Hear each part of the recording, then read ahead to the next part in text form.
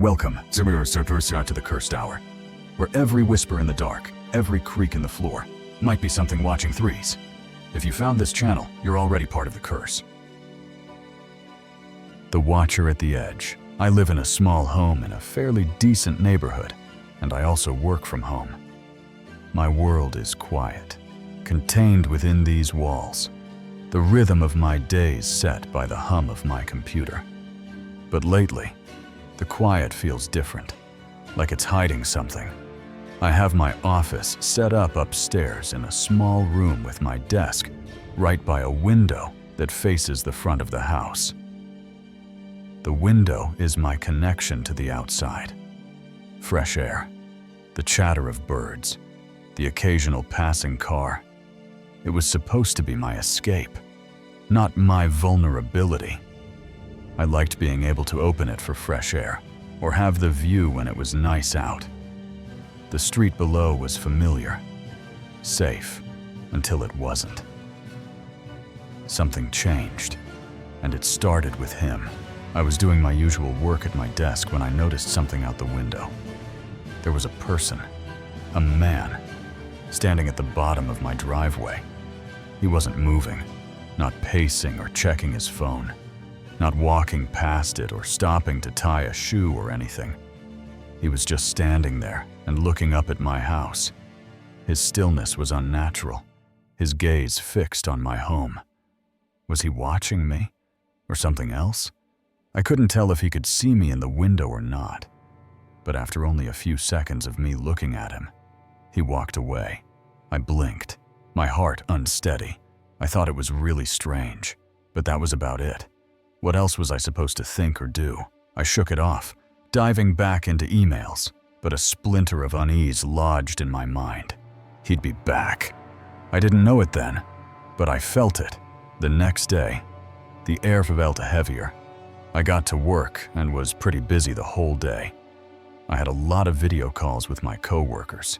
My screen glowed with familiar faces, their voices a tether to normalcy. During one of these calls, I spaced out and happened to glance out the window again.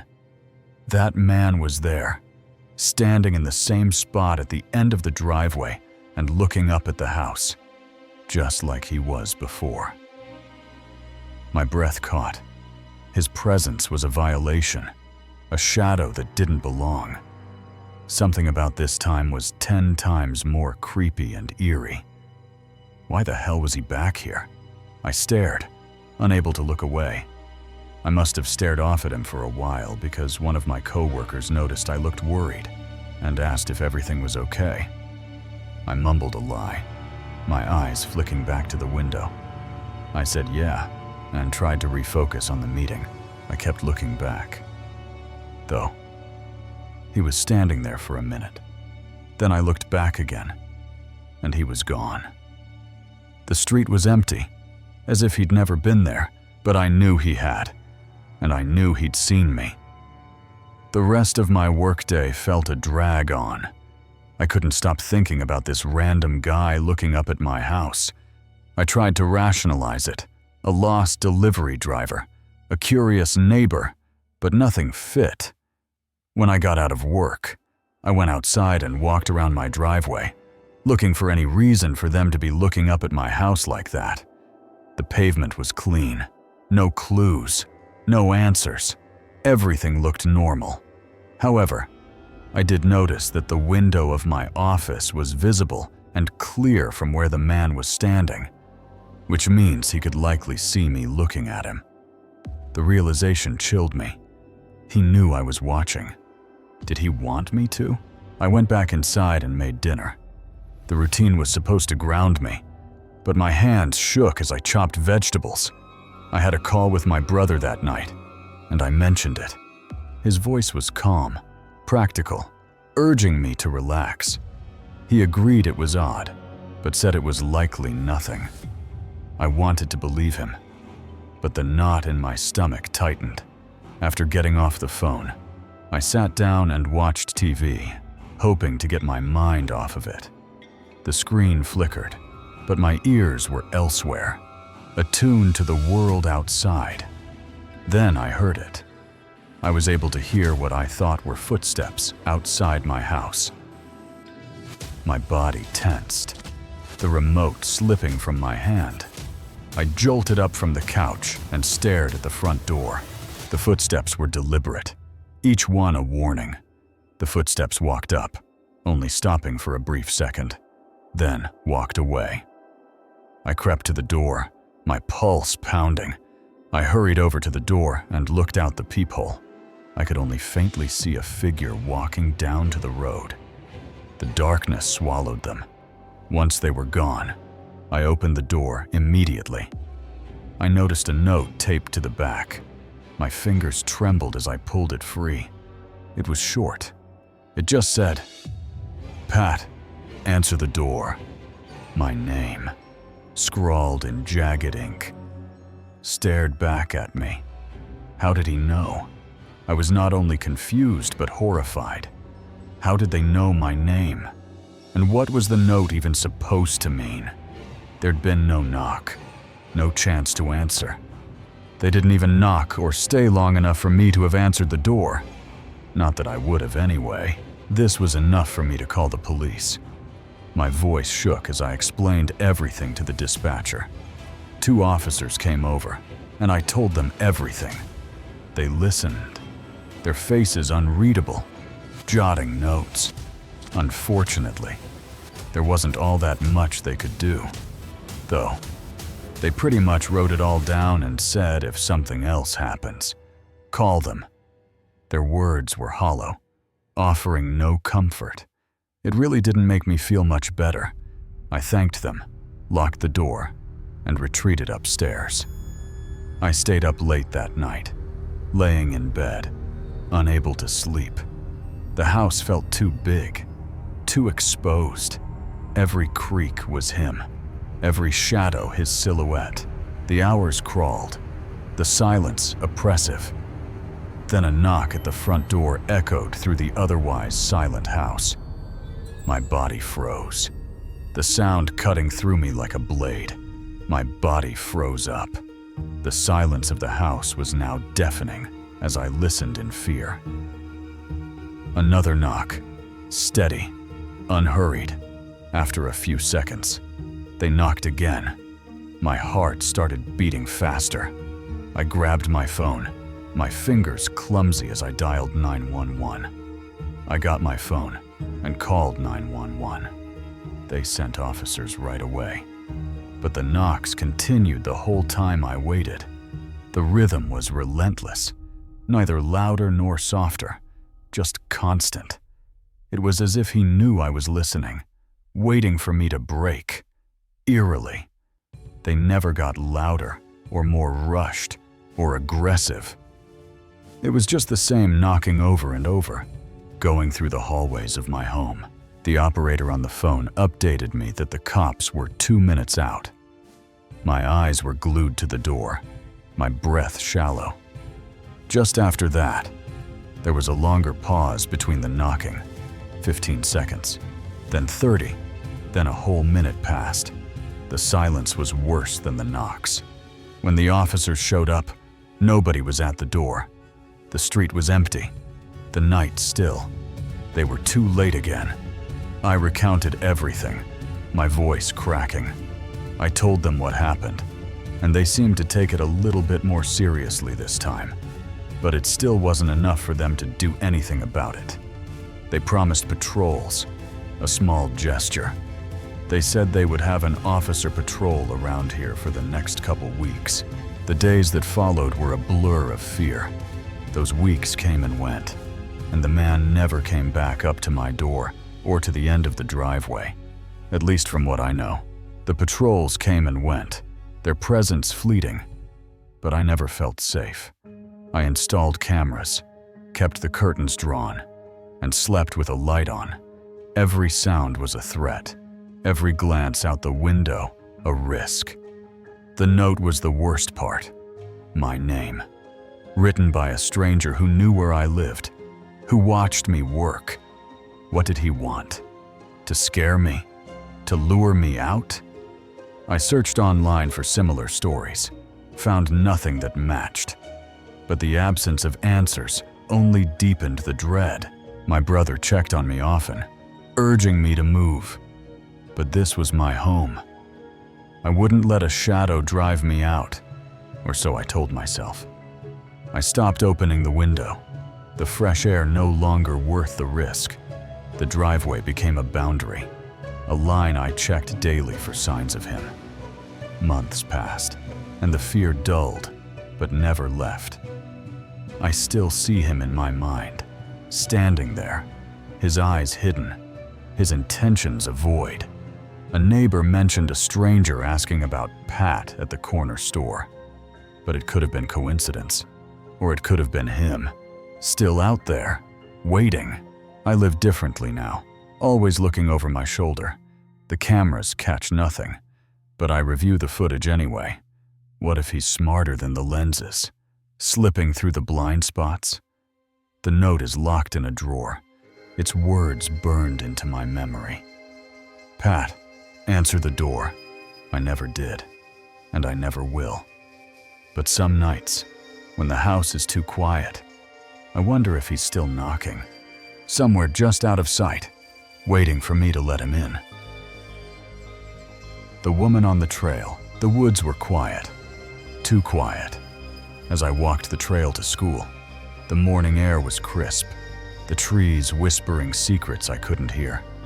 But something felt off, like eyes were watching from the shadows, waiting for me to slip. I saw the car first, a beat-up sedan, parked where no car should be.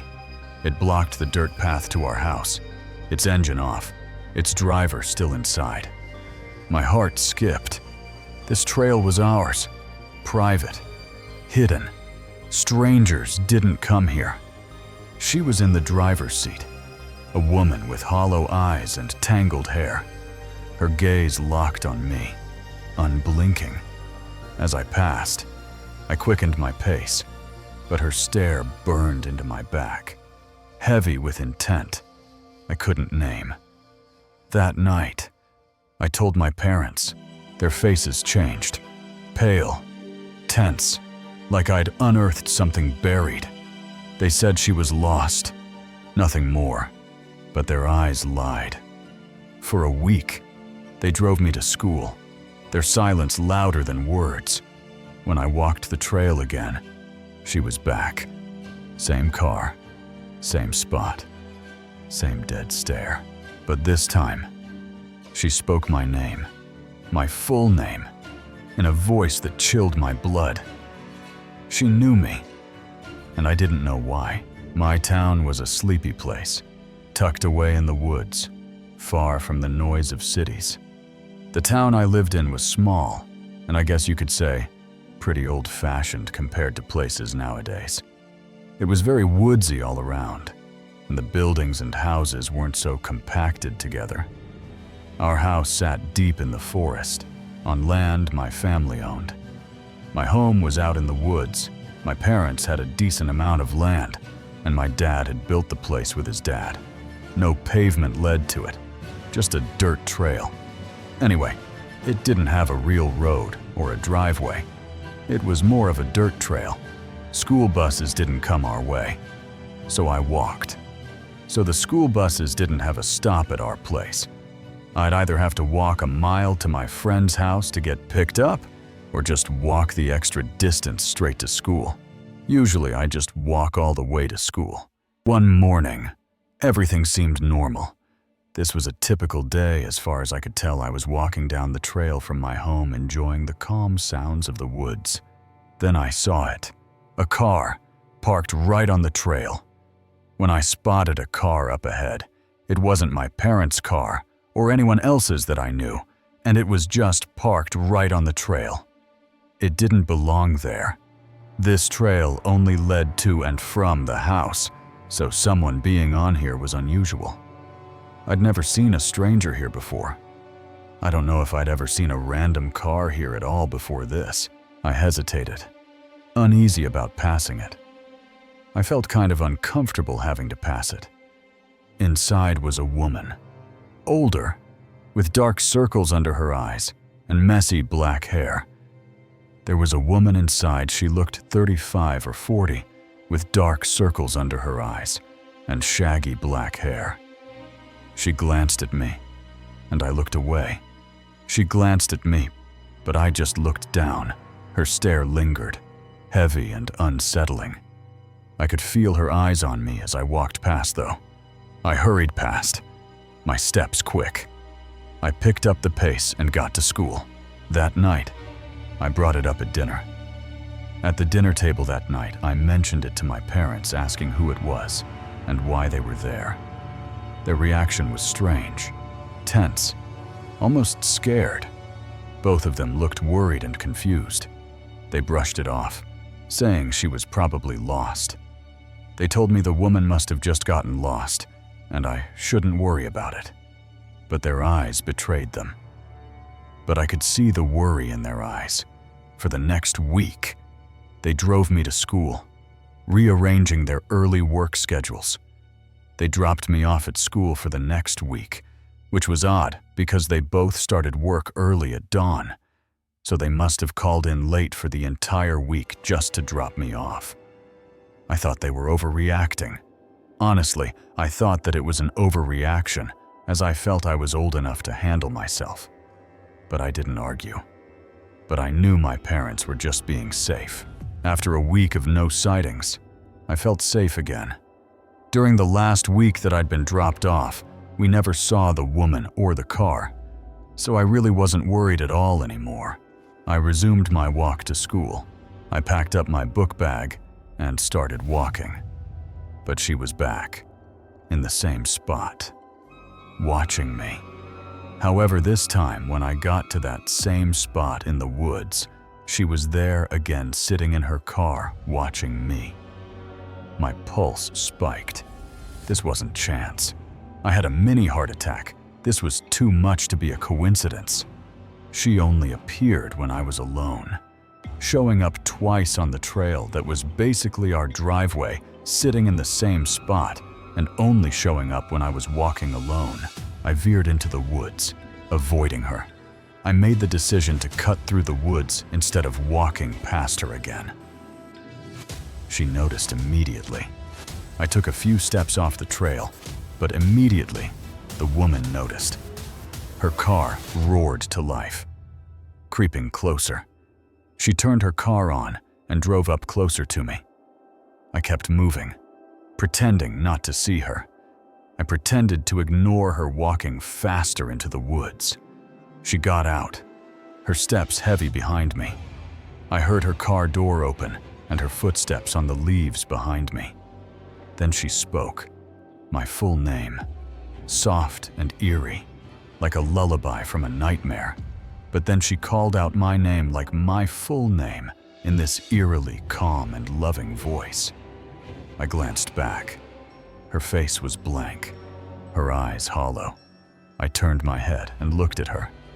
She had this dead stare and blank, expressionless face. Her eyes were tired and heavy, and she had this sickly look. I ran, heart pounding, weaving through the trees. I sprinted away, and after losing sight of her, I circled back through the woods to my house. I called my parents, shaking. I called my parents. They rushed home and contacted the police. They called the police and came home right away. What I didn't expect was their revelation. She was my dad's ex-wife from years ago. What I didn't expect was my parents to know exactly who the woman was. It was my dad's ex-wife from almost 2 decades ago. She had a history of mental instability, fixating on things in disturbing ways. Apparently, she'd had mental health issues for a while, and would have these horrifying episodes where she'd get obsessed with something and do disturbing things. My parents had suspected her the first time I mentioned her, alerting the police. The day I told them I saw her, my parents reported it to the police, knowing it had to be her. But the police did nothing, claiming she seemed fine. Police failed to do anything about it though, only checking up on her and saying she seemed normal. She'd been watching our house, waiting for me to be alone. For that whole week, though, she had been stalking our house, knowing that every time my parents left for work early, it meant I would be walking alone to school. The truth left me reeling. My parents never told me what happened to her after this, or what she was trying to do to me, or why she was doing any of it. I never saw her again. But the fear lingered. Hopefully, nothing like that happens again. The incident changed everything. I couldn't walk the trail without scanning the trees, my heart racing at every rustle. A month later, I found a photograph tucked into my school locker. No note, just an old Polaroid of our house, taken from the woods. The angle was low, as if someone had crouched in the underbrush. My parents went pale when I showed them, but they wouldn't explain. They started locking the doors at night, something we'd never done in our quiet town. I began asking questions, piecing together fragments of my dad's past. A family friend let slip that his ex-wife had always been troubled, her mind unraveling after their marriage ended. She'd written letters, hundreds of them, claiming he'd taken something precious from her. No one knew what she meant, but the letters stopped when she was committed to a facility, or so they thought. I found an old newspaper clipping online, buried in a local archive, about a woman matching her description who'd been arrested for lurking near a school, whispering to children through a fence. The article didn't name her, but I knew. The woods around our house felt different now, their silence heavy with secrets. One evening, I saw tire tracks near the trail, fresh and deep, though no car was in sight. I didn't tell my parents. I didn't want to see that look in their eyes again. Instead, I started carrying a pocket knife, its weight a small comfort. At night, I'd lie awake, listening for the hum of an engine or the snap of a twig. Once, I swore I saw a shadow move past my window, too tall to be an animal, too fleeting to be sure. We left that house a year later, trading the woods for a suburb with streetlights and sidewalks. My parents said it was for a fresh start, but I knew better.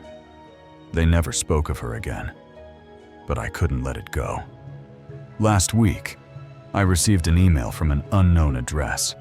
No subject, just a single line, "I still see you." There was an attachment, a grainy photo of me, walking home from my new school, unaware of the camera. I deleted it, but the chill stayed. I don't know if it's her, or someone she sent, or just my fear playing tricks, but I check the locks every night, and I never walk alone. The trail may be gone, but she's still out there, somewhere in the shadows, calling my name. The watcher in the closet. You're the last one at the grocery store, the fluorescent lights buzzing as you wipe down the register. The store is a ghost town, except for him, the regular who slips in just before closing, his shadow stretching across the aisles. I worked at a grocery store, usually closing shifts, and I lived alone in a small one-bedroom apartment. He's a fixture, like the flickering exit sign. But tonight, his silence feels heavier, his eyes lingering too long. One of these customers was a guy that came in right before closing a couple times a week. You scan his items, avoiding his gaze, and he leaves without a word. He was always a bit strange. He didn't talk much and always had a tired look on his face. The night air bites as you lock up, your breath clouding in the empty parking lot. You spot him, standing by his car, hands limp at his sides, staring at the store's dark windows. As I walked out to my car, I noticed the man was still in the parking lot. He was standing awkwardly outside of his car, with his hands at his side, just looking at the store. Your keys jingle as you hurry to your car, the weight of his stare pressing against your back. I got in my car and went home. The drive is short, but the image of him lingers, a puzzle piece that doesn't fit. Your apartment is a small sanctuary, The walls thin but familiar. You unwind. The TV's hum drowning out the world. I lived alone in a small one-bedroom apartment. Exhaustion pulls you toward bed, but as you slip under the covers, a flash of light cuts through the blinds, sharp and sudden. Only moments after getting under the covers, though a bright light glared into my bedroom through one of the windows. You dismiss it as a neighbor's headlights, and when it vanishes, you let sleep take you. I thought it was a neighbor pulling in, so I didn't really care about it. After a second, the light shut off. You wake in the dark, heart racing. Certain you heard your phone ring, you fumble for it, but the screen is blank. No calls, no notifications. I woke up in the night to what I thought was my phone ringing. The way I woke up half asleep, and in the middle of a dream. It was hard to tell what was real and what wasn't. Your eyes adjust, and something's wrong. The bedroom door is ajar, a sliver of shadow where it should be flush. The bedroom door was barely cracked open, not even enough to let any light in, or anything. It was just uneven with the door frame, not latched shut. You always lock it, a habit carved into muscle memory. I always closed the door to my room, so seeing it not fully shut immediately woke me up. You slide out of bed, legs unsteady, and push the door. It clicks shut smoothly. No resistance, no excuse for being open. I got out of bed and walked over, pushing it closed to see if maybe it was stuck. For some reason, it smoothly latched into the door frame, just like it always did. Your pulse hammers, urging you to dismiss it, but the light from earlier gnaws at you. I felt my body get shaky. My heart was pounding. But even with everything pointing otherwise, I still tried to convince myself that this was somehow nothing. You creep to the window, parting the blinds. A car sits in your driveway, its rear end glinting under a streetlight. I walked over to the window and peeked through the blinds. There was a car parked in my driveway. I could only see the back half of it, but I instantly felt a rush of panic. Your breath catches, the apartment shrinking around you. Someone's here, maybe inside. You flick on the light, the room stark under its glare. I hurried over to the door again and flick on the lights. You need your phone, but as you turn toward the nightstand, a glint stops you cold. I stood there by the door, panicking and thinking, realizing I should call 911 just to be safe. I looked at the nightstand that my phone was on. An eye stares back from the closet, unblinking, framed by a crack in the door. Just before I started to walk over there, I saw an eye looking back at me from a crack in the closet. Your body locks. Then instinct takes over. You bolt, bare feet pounding the floor, out the door, into the night. My body shook and I sprinted out of my house. You hammer on a neighbor's door, breathless, until they call the police. The car is still in your driveway when officers arrive, but the man is gone. By the time I found a neighbor that would answer their door and call the police for me, at least 15 minutes had gone by. Already, the car in my driveway was still there. When officers showed up, but the man was gone, they traced the car quickly, and your stomach churns when they tell you who it is, the man from the grocery store.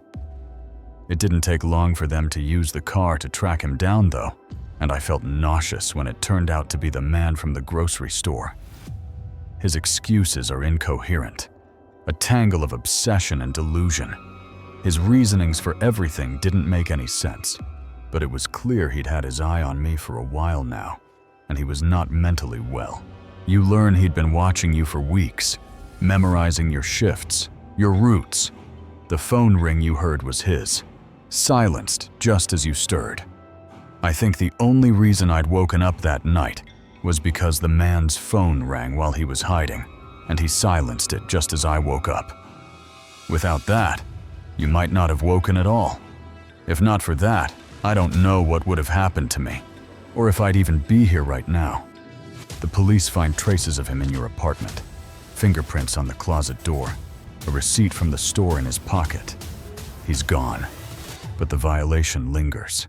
The apartment feels foreign now. Its corners hiding shadows you can't trust. You move out soon after, unable to sleep in a place where eyes watched you from the dark. You dig into the store's records, learning he'd been banned from other businesses. His behavior flagged, but never reported. The regulars at the store whisper about him now, their stories surfacing too late. A man who lingered, who watched, who vanished when noticed. You wonder how many others he followed, how many nights he stood outside their windows. You carry the fear forward, checking locks, scanning parking lots, avoiding late shifts. The grocery store is a memory, but its lessons are carved into you. Trust the unease, the prickle on your neck, the door that shouldn't be open. Somewhere, he's still out there, his tired eyes searching for someone new, and you pray they hear the ring that saves them. The shadow in the snow, the bowling alley, was a relic, its neon sign flickering against a wall of snow that swallowed the town. I stood alone behind the counter, the hum of ancient machines my only company. Outside, the storm raged, piling snow so high no one could reach this forgotten place. I was trapped here, on a shift that felt like a sentence, with no customers, no noise, just me and the creeping sense that something was watching from the dark. I'd cleaned the lanes for hours, the repetitive motion numbing my mind. Now, I sat by the window, staring into the blizzard, the glass cold against my cheek. The parking lot was a blank canvas, untouched by tires or footprints, or so I thought. A faint shadow moved beyond the snow, too quick to be real. I blinked, and it was gone. My breath fogged the glass, my heart stuttering as I told myself it was just the storm playing tricks. Then it came, a thud, loud and deliberate, from behind the lanes. It wasn't the wind or the snow settling. It was inside, heavy, like something or someone had fallen. I froze, my chair creaking under me. The alley was empty, wasn't it? I'd been alone all night, but the sound echoed in my bones, a warning I couldn't ignore. I stood, my legs shaky, and moved toward the back, the darkness beyond the lanes swallowing the light. The back room was a maze of machines and shadows, a long hallway stretching the length of the building. I pushed open the door, the air cold and damp. My flashlight beam trembled as it caught something on the floor. Water, pooling in the shape of footsteps, leading deeper into the dark. My voice cracked as I called out, "Hello!" No answer, just silence, thick and oppressive, pressing against my chest. Whoever was here wasn't showing themselves. I followed the trail, each step heavier than the last, until my light hit something on the wall, an envelope, taped crookedly, its edges curling. My hands shook as I opened it, revealing Polaroids, pictures of me, tonight, cleaning the lanes, walking the counter, sitting by the window. One was so close I could see the strands of my hair. My stomach lurched. Someone had been here, watching, inches away. And I hadn't known. The bowling alley was a dive, a family-owned joint in our small town that somehow drew crowds despite its peeling paint and sticky floors. It was one of those family-owned type places, real small, and not the best, but in our town, it was a regular place a lot of people went to for some reason. Maybe because it used to be open 24/7, a rare hangout for night owls and bored teens. I worked the 10 p.m. to 6 p.m. shift, a dead zone even on good nights. This night, it was even more so. There was a huge snowstorm rolling through our town, the kind that shut down roads and kept everyone indoors. From the moment I clocked in, Not a single soul showed up. I spent 2 hours cleaning up all the lanes except for one, just in case a group happened to come in later. Polishing the wood, wiping down the seats, anything to kill time. The storm was relentless, snow piling high in the parking lot.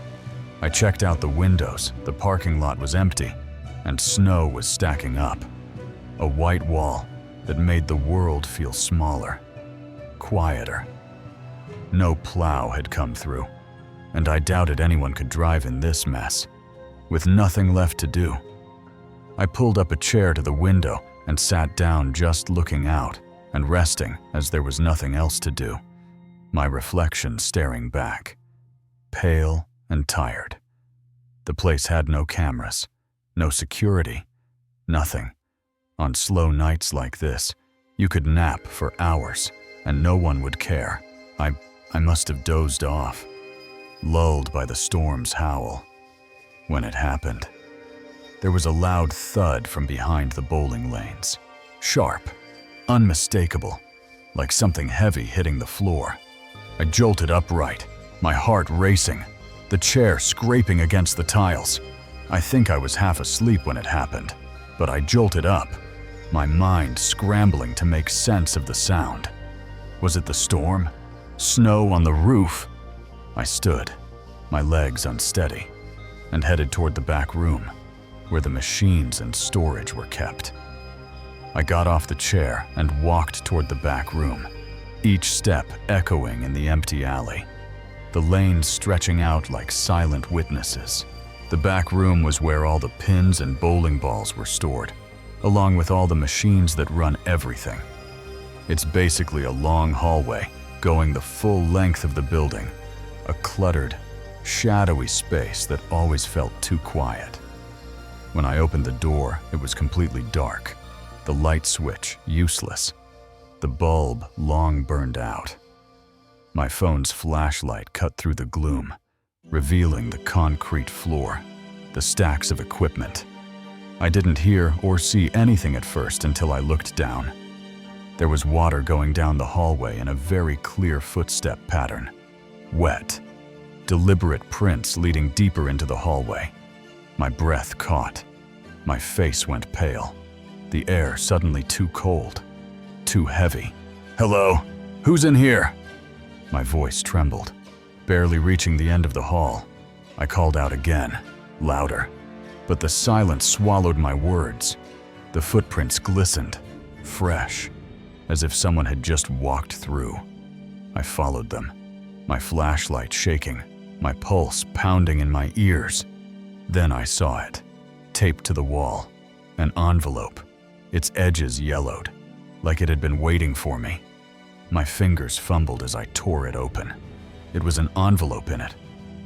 Were pictures like Polaroids of me working alone that night, grainy images of me wiping down lanes, pacing the counter, sitting by the window.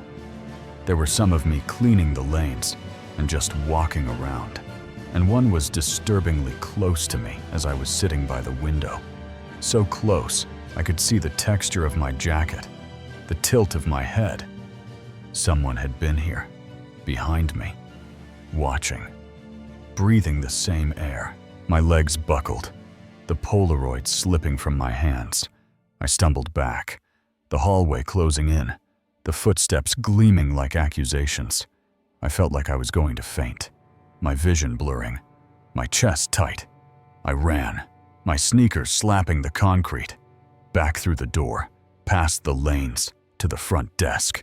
I ran back out the way I came and right to the front desk, dialing 911. My fingers shaking so badly I could barely press the numbers. The operator's voice was calm, but I could barely speak, my words tumbling over each other. I waited, staring at the glass doors, expecting a face to appear in the snow. The silence was suffocating, every creak of the building a threat. I couldn't stay. I ended up running out to my car and waiting in there despite the weather, locking the doors, my breath fogging the windows, the storm roaring outside. Police actually got there really quick, like in 2 or 3 minutes. Their lights cutting through the snow, a lifeline in the dark.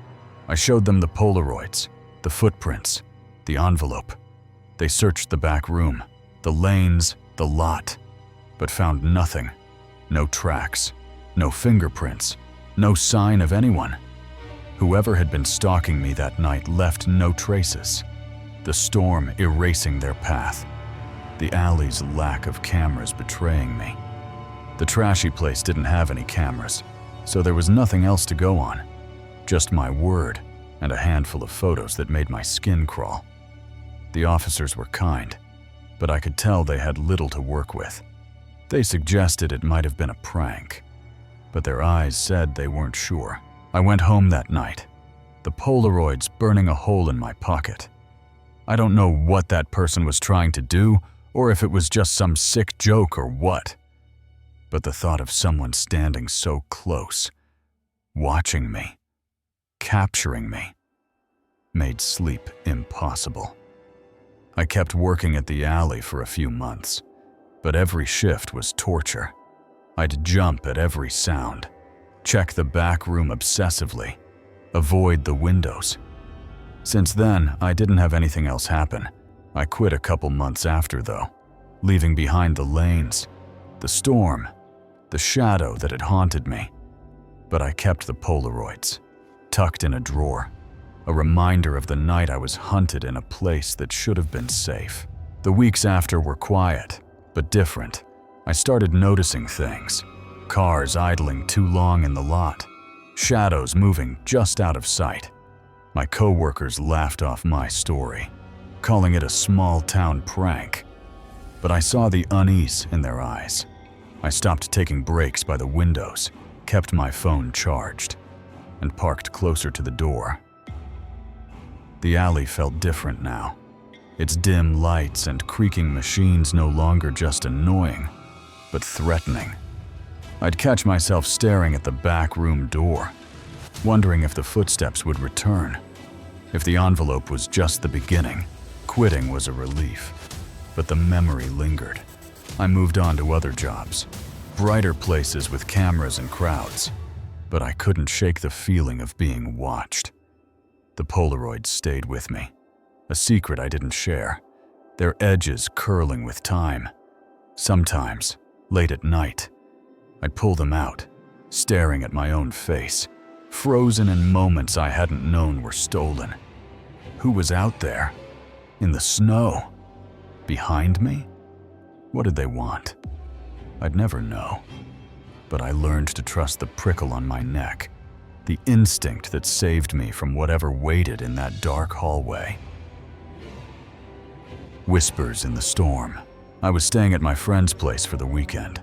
She was away on a trip with her family, but she had a small cat that was afraid of thunderstorms. The woods surrounded the house, their branches clawing at the sky as the storm raged outside. Something about the rain felt wrong, like it carried secrets the forest didn't want to share. I settled onto the couch, the warmth of the house a fragile shield against the howling wind. Was that a shadow flickering beyond the window, or just the trees bending in the gale? And this weekend, we were supposed to get a really bad storm. The forecast had warned of torrential rain and lightning that could split the sky. I wasn't worried. Storms were just noise, and I had Molly to keep me company. But the air felt heavy, charged with something more than electricity. Her cat was very independent, though usually just sitting alone in whichever room she felt like. Molly's amber eyes followed me as I moved through the house, her silence almost judgmental. Did she sense something I couldn't? It started storming the day before my friend left, and it continued throughout the whole weekend. The rain was relentless, turning the dirt road outside into a river of mud. I had spent the night there with no issues at all. Her cat, Molly, did fine with the storm. I woke to the sound of thunder, the house creaking under the storm's assault. Yet, in the quiet between the booms, there was something else, a faint hum, like a voice carried on the wind. That morning, I enjoyed relaxing on her comfy couch and reading. The words on the page blurred as my mind wandered, drawn to the rhythm of the rain. I always loved staying at my friend's place because it was out in the woods. The isolation was a gift, a chance to escape the noise of the world. It felt so isolated and peaceful. But today, the peace felt fragile, like a thin sheet of glass waiting to shatter. The forest seemed to watch, its shadows pressing against the windows. I tried to focus on my book, but my eyes kept drifting to the corners of the room, searching for something I couldn't name. Was the house always this quiet? Or had it grown still, like it was listening? Midway through the day, though, a call came in on the home phone. The shrill ring cut through the silence, startling me. This was back when those were a common thing. I glanced at the caller ID, my heart sinking. I checked in case it was her trying to reach me, but it said unknown number. So, I didn't answer. Why would someone call a landline in the middle of a storm? But a few minutes later, a call came through again. It said the same thing, unknown number. The ringing felt like a challenge, daring me to pick up. I let it go to voicemail, my fingers tightening around my book. It rang out. But this time, a voice came through on the answering machine. The speaker crackled, and a man's voice, low, almost a whisper, filled the room. It was a quiet male voice. They just said one word, my friend's name, as if asking if she could hear him. My blood ran cold. The way he said her name was wrong, like he was tasting it. He then hung up after a couple seconds of silence. The silence that followed was worse, heavy with unspoken intent. I didn't know if this was someone she was talking to or like a family member or something. So I just texted her to let her know that someone called the home phone. I did find it strange that it came up as an unknown caller. Though, who hides their number to call a landline? Over the next 3 hours, 2 more calls came in from that same number, but no more voice messages. Each ring felt like a pulse, a reminder that someone was out there, thinking of this house. My friend never responded either. I guess they were pretty busy. I tried to brush it off, telling myself it was a prank or a wrong number. I didn't worry myself about it, though I figured it was nothing. But the unease lingered, a splinter in my mind. I made food and really spent the rest of the day not doing much of anything. The storm roared on, the house groaning under its weight. Later, I found a movie to watch upstairs in the bedroom. The flickering screen offered a distraction, the dialogue drowning out the rain. I got about halfway through it before remembering to check on Molly and make sure she had food and water. I paused the movie and headed downstairs, the wooden steps creaking underfoot. I went downstairs, but was confused to see her standing right at the front door, staring at the crack in the doorway like she was waiting for it to open. Molly's stillness was unnatural, her eyes locked on the door as if it were about to speak. I called her name and she looked at me, but only for a moment before looking back at the door. Her gaze pulled me forward, my heart thudding. It kind of creeped me out, if I'm being honest. I approached the door, my hand trembling as I reached for the peephole. I walked up to the door and hesitantly looked out the peephole at the porch. The glass had fogged up from all the rain, so everything was blurry and I couldn't really make out anything. But there, a shape, darker than the rest, standing motionless on the porch. But then, something moved enough for me to tell there was something or someone standing on the other side of the porch. I felt a little unsettled, but I continued to watch, trying to get a clearer view of what I was seeing. My breath fogged the peephole, my eyes straining against the blur. I really wanted to know for sure if there was someone out there, but I also didn't want to open the door if there was someone there. The shape didn't move, but it felt alive. watching me back. 2 to 3 minutes went by without any changes in what I could see. My rational mind fought back, insisting it was just a trick of the light. I thought I was just scaring myself for no reason. After all, if someone was out there, they would have knocked on the door by now. I left the door to go check on Molly's food and water and grab myself some snacks for the movie. Her bowls were half full, but she didn't move from her vigil by the door. When I passed by the door again, Molly wasn't there anymore.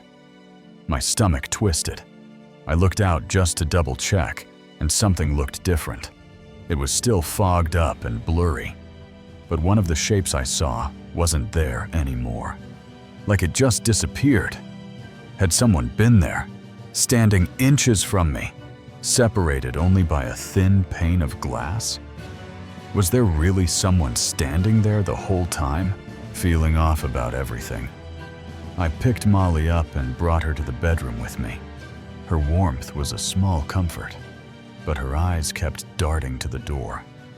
I turned the movie back on and sat on the bed. The screen flickered, but my attention was elsewhere. The whole time the movie was playing, I couldn't shake a really unsettling feeling I had. The house felt alive, its walls whispering secrets I wasn't meant to hear. 30 minutes went by when suddenly Molly jumped off the bed and walked up to the bedroom door. She didn't scratch at it or look back at me like she wanted to go out. She just stared at the crack in the doorway, exactly the same as she did at the front door, like someone was out there. My pulse surged, the room shrinking around me. My heart immediately started racing. I whispered her name, my voice barely audible. I called her name in a shaky voice, but her focus was locked on the door. She wasn't just curious. She was afraid. I got up from the bed and quietly walked over, then leaned my ear against the door. I couldn't hear anything. The silence was deafening, a void that swallowed my courage. I then crouched down and peered under the crack between the floor. A pair of boots, inches from the door, rooted to the floor. My whole body aggressively shot back. Someone was in the house, standing outside my room. My eyes immediately looked at the doorknob. I had never even locked it. My hand shot out, fumbling with the lock. I snapped the lock down, and almost right away the person on the other side ran away from the door. Footsteps thundered down the stairs, fading into the storm. They went downstairs where I could no longer hear anything. I called 911, then called my friend. My voice trembled as I explained to the operator. Molly curled against me. By the time cops got there, the house was empty and nobody was around. The officers searched the property, their flashlights slicing through the rain. With all the information, it seemed that the intruder was likely a stalker, probably the same one who kept calling. The calls, the voice, the figure on the porch, it all pointed to someone fixated on my friend. So, they tried to trace the phone number, but had no luck. It was pretty much left at that. The police left, but the fear stayed. I feel bad for my friend because whoever that man was, he was definitely stalking her, and not me. I don't know if it was just a coincidence that they showed up during the weekend she was gone, or if they were trying to break into what they thought would be an empty home. Had he been watching the house, waiting for her to be alone? After all, I never answered the phone, so they probably were confident the house was empty. Maybe they were planning to wait and catch her off guard when she eventually got back from vacation. We never found out who they were or what they were doing. The storm passed, but the house never felt the same. My friend installed cameras and changed her number. But the questions lingered. Who was he? And how long had he been watching? I stopped staying over, unable to shake the memory of those boots outside the door. Molly seemed to sense it too, her eyes always searching the shadows. The woods, once a sanctuary, became a place of whispers, hiding truths we'd never uncover. The silent intruder. The cursor blinked on my laptop screen. A silent taunt. I'd been out of work for weeks, my savings dwindling with each passing day. I'd just gotten laid off due to budget cutting at the office. The job search was a grind. Endless applications. No replies. For several weeks, I was stuck at home just looking through lists of job openings on my laptop. Desperation crept in, pushing me to try less familiar websites. I ended up trying to look on different websites from the usual ones. Then, a ping, an email from someone named Zach. My heart leapt. The message was brief but promising. The manager introduced himself as Zach. He claimed to be swamped but eager to interview me that night. In the email, he said his schedule was pretty packed, but he wanted to get an interview with me that night if possible. The job was a sales position, nothing glamorous, but the pay was solid. The job was just some regular sales job from the looks of it, but the pay was worth it. I hesitated. Why the rush? I wasn't fully prepared, nor did I feel comfortable enough to ask why it had to be tonight. But opportunity doesn't wait, so I agreed. I agreed to the interview, and Zach sent me the address. The drive felt longer than it was. The address led me to a nondescript building on the edge of town, its parking lot swallowed by darkness. The place it had me pull into was the parking lot of a small building. No signs, no logos, just a number on the wall. It wasn't obvious from the outside what the building was for. It only had an address number on it. I'd assumed it was an office, but every window was black. It was hard to say because all the lights were off. The lot was empty, not a single car in sight. The parking lot was also empty. Something was wrong. My gut churned as I double-checked the address. I checked the address again and looked it up, and it came back to the same spot. Google offered no clues, no business name, no reviews. The building had no name on Google either. I dialed Zach's number, my breath fogging in the cold. I called the phone number attached to the email that Zach sent me. He didn't pick up. 3 calls, 3 voicemails. No answer.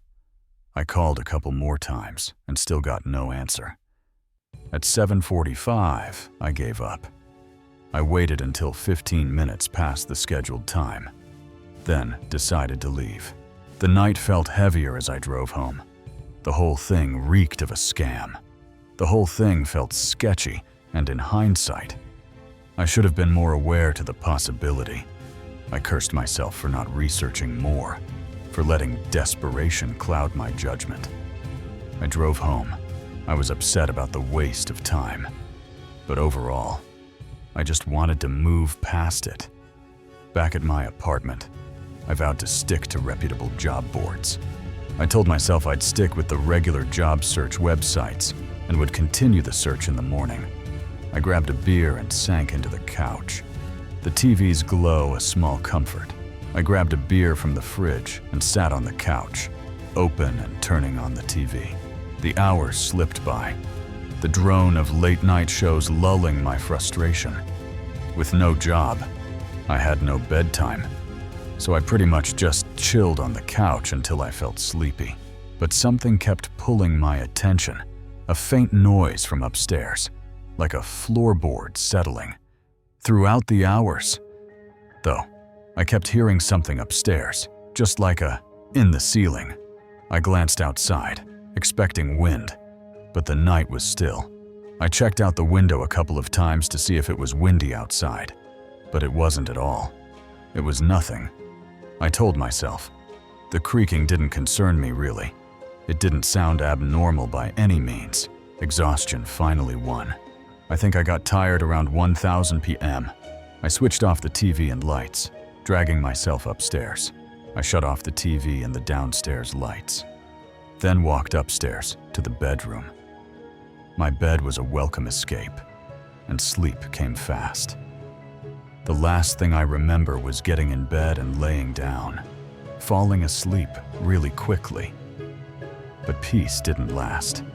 A sound, sharp, deliberate, snapped me awake, my eyes wide in the dark.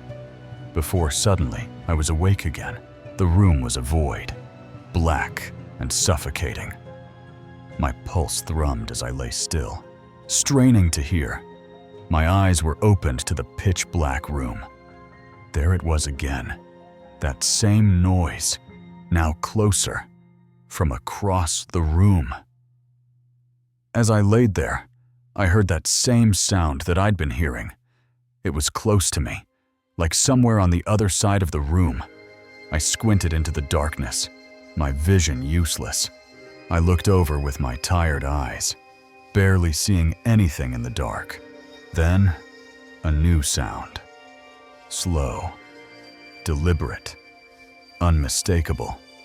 But then there was the slow and quiet sound that I recognized as the closet sliding open. My blood turned to ice. The outline of the closet door emerged, inching open with agonizing slowness. My eyes opened a little more, seeing just the outline of the closet door slowly opening. I was paralyzed, my body refusing to move, my mind screaming that this wasn't real. I felt almost like I was frozen, just stuck in place, unable to move as I watched this happen. Doubt held me until the door stopped, and a figure leaned out, a shadow against the shadows. It wasn't until the closet stopped moving and a figure leaned out from behind it. Adrenaline surged. I lunged for my phone, rolling out of bed on the far side. I grabbed my phone and jumped out of bed and opposite to the side the closet was on. The figure didn't move, just stood there, watching. The figure didn't move, though. They just stood still and stared at me. It was as if they thought I hadn't seen them, almost like they were hoping I somehow didn't see them. But my eyes had adjusted, and there was no mistaking it. A person, in my room, in my home. Standing up though, and with my eyes adjusted, I was 100% sure what I was seeing was real. I ran.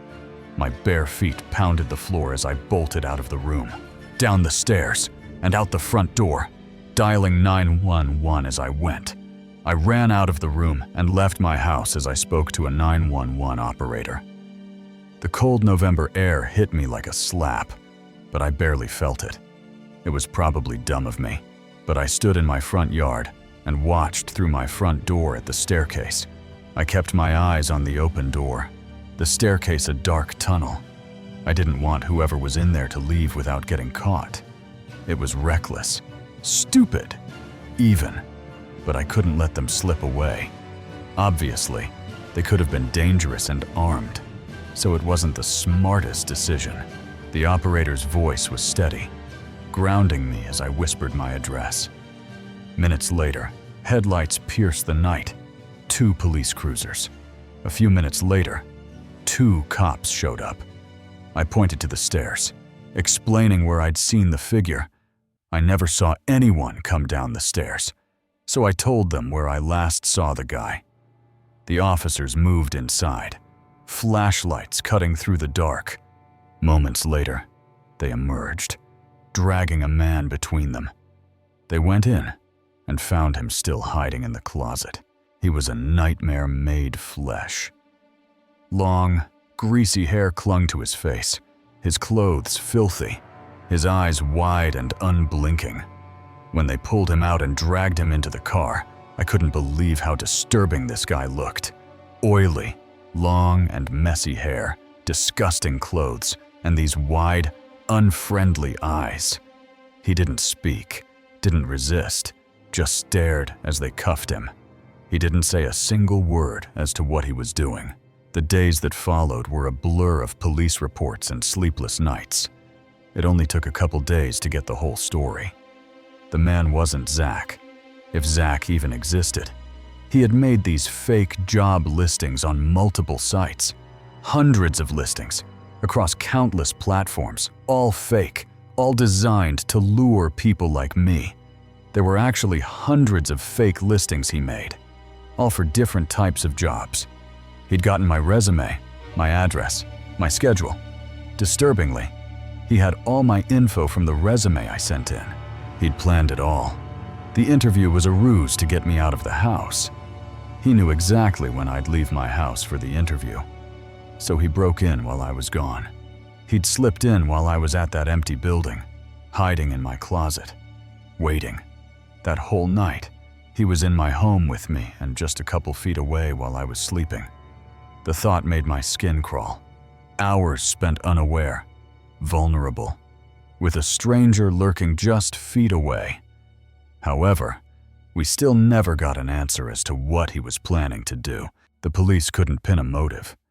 Without him outright saying it, there was no way for me to ever know what was going to happen that night. Theft? Assault? Something worse? His silence left a void filled only by my imagination, each possibility more terrifying than the last. They charged him with breaking and entering, but the lack of answers haunted me more than the arrest. I moved soon after, unable to feel safe in that apartment. The creaks, the shadows, the memory of his eyes, they lingered like a stain. I still job hunt, but I'm meticulous now, researching every company, every adduoski. The internet feels different too, a maze of traps waiting for the desperate. Sometimes, late at night, I hear a sound and freeze, my mind racing back to that closet door sliding open. He's gone, but the fear remains. I wonder how many others fell for his listings, how many didn't make it out of their homes. The world feels a little darker now, a place where opportunity can be a lure and trust a dangerous mistake. I told myself I'd stick with the regular job search websites, but even that feels like a hollow promise when the shadows move. The rider in the storm. The rain drummed against my roof, a steady rhythm that had lulled me into a quiet routine for days. I live in the middle of nowhere. It's flat, barren farmland for miles in all directions. My house sat alone, a solitary outpost in a sea of mud and stubble. The nearest neighbor, a distant speck. There's a main highway that's not too far from me, but that's about the only paved road around here. Everything else is dirt, or if you're lucky, gravel. At 44, retired and content, I'd grown used to the silence, the way the land stretched unbroken under a gray sky. It was raining, which it had been for the last week, and I was inside going about my routine. But something about this day felt off, a subtle shift in the air that I couldn't place. I stepped onto my front porch, lit a cigarette, and let the rain's cool mist settle my nerves, unaware that something was coming down the road. The porch creaked under my weight as I leaned against the railing, the cigarette's glow a small defiance against the drizzle. I don't know how long I sat out there for, probably an hour, when I noticed someone coming down the far dirt road that led up to my house. In this emptiness, movement was rare, and the sight of a figure on a motorcycle, a dirt bike, maybe an ADV, cut through the haze like a warning. Again, it was flat land, so I could see pretty far, although the rain made it a bit more difficult. This person was on a bike, though, like an ADV motorcycle or dirt bike, riding through the rain. Why would anyone ride in this weather? Down a dead-end path to my house? I thought it was odd, but assumed they just mistook my driveway for being a dirt path. I watched, my pulse quickening. As the rider drew closer, their silhouette blurred but deliberate. The engine's low growl grew louder, a stark contrast to the rain's soft patter. They kept coming down it, though, until they were getting really close to my house. They basically got right up to where my garage was, before stopping. The rider, clad in a full-face helmet, paused in my driveway. their bike idling as they faced my house. The man looked older, but was wearing a full-face helmet, and he was sitting on the driveway looking at my house until he noticed me. Our eyes met through the rain, a moment of stillness that felt like a challenge. He watched me for a moment, then turned around and rode back the way he came. The bike's roar faded, leaving only the rain and a knot in my stomach. Who was he? And why had he come here? I told myself it was a mistake, but the encounter lingered, sharp and unsettling. I stayed on the porch, the cigarette burning to ash as I scanned the horizon for any sign of the rider's return. Nobody ever comes down here, because they shouldn't. I had to assume it was just a mistake. I stayed out for a while longer. Then the rain and wind started picking up, so I went back inside. The house felt smaller, its walls too thin against the growing storm. I had almost entirely forgotten about the unforeseen visit earlier. I made another cup of coffee and relaxed inside. The day passed in a blur. Coffee, a call with my brother, a nap, until the storm escalated. The rain made a pretty sudden change around 8 o'clock. Though, there was thunder and lightning and heavy downpour that relentlessly against the old roof. Lightning cracked, illuminating the fields in stark white, and through the chaos, I heard it, a faint, familiar engine, cutting through the night. He was back. My heart thudded as I rushed to the front window, peering into the storm. But somehow through it, I heard the slightest sound of a heavy engine outside. It had that same dirt bike sound that was identical to the one that came by earlier in the day. A headlight pierced the fog, weaving closer, deliberate. I went up to my front window, seeing a headlight carving its way through the fog and rain. Why would he return in this weather, at this hour? As they got closer, they shut off their headlight, and instantly they disappeared. I couldn't see them at all. The darkness swallowed the light, leaving only the storm's roar and my rising dread. I waited, but they never came up to the garage like they did last time. I stood frozen, straining to hear over the thunder, knowing something was out there, watching, waiting. This was no mistake. Minutes dragged on, the silence between thunderclaps heavy with menace. Minutes went by without me seeing or hearing anything. Where could they have gone? I moved from window to window, the glass cold against my palms, but the fog was impenetrable. I grabbed my shotgun from the bedroom, which I only kept for self-defense. Its weight was a small comfort, a reminder I wasn't helpless. I had no idea what was going on, if they were lost or needed help, or if they were dangerous. Living this far out, I knew calling the sheriff was pointless. They'd never arrive in time. I spent the next 20 minutes routinely checking out the windows on all sides of my property. The storm raged, each flash of lightning revealing nothing but endless fields. Then, a flicker of movement at the back window, a shape, fleeting, gone before I could focus. I just made out something in the fog. It quickly moved away. The air grew colder, the house creaking under the storm's assault. The eerie nature of it sent chills through me. I gripped the shotgun tighter, my breath shallow as I listened. Then I started hearing muddy footsteps outside my house, like right up against the house, in the mud and water. The steps were deliberate, circling, always just out of sight. Every time I tried to get a look out the window, they'd move out of the way. My isolation, once a comfort, now felt like a trap. I really didn't know what to do here. I felt if I let this go on for too long, things could get even more unpredictable and possibly messy. I couldn't wait for whoever, or whatever, this was to make their move. I needed to act, to take control, before the night turned deadly. Clearly, Their intentions were not harmless. My hands shook as I made a decision. I went into the garage and got in my truck, then quickly opened the garage door, pulled out and closed it. The truck's engine roared to life, a defiant answer to the storm. My body was shaking the whole time, praying this didn't escalate.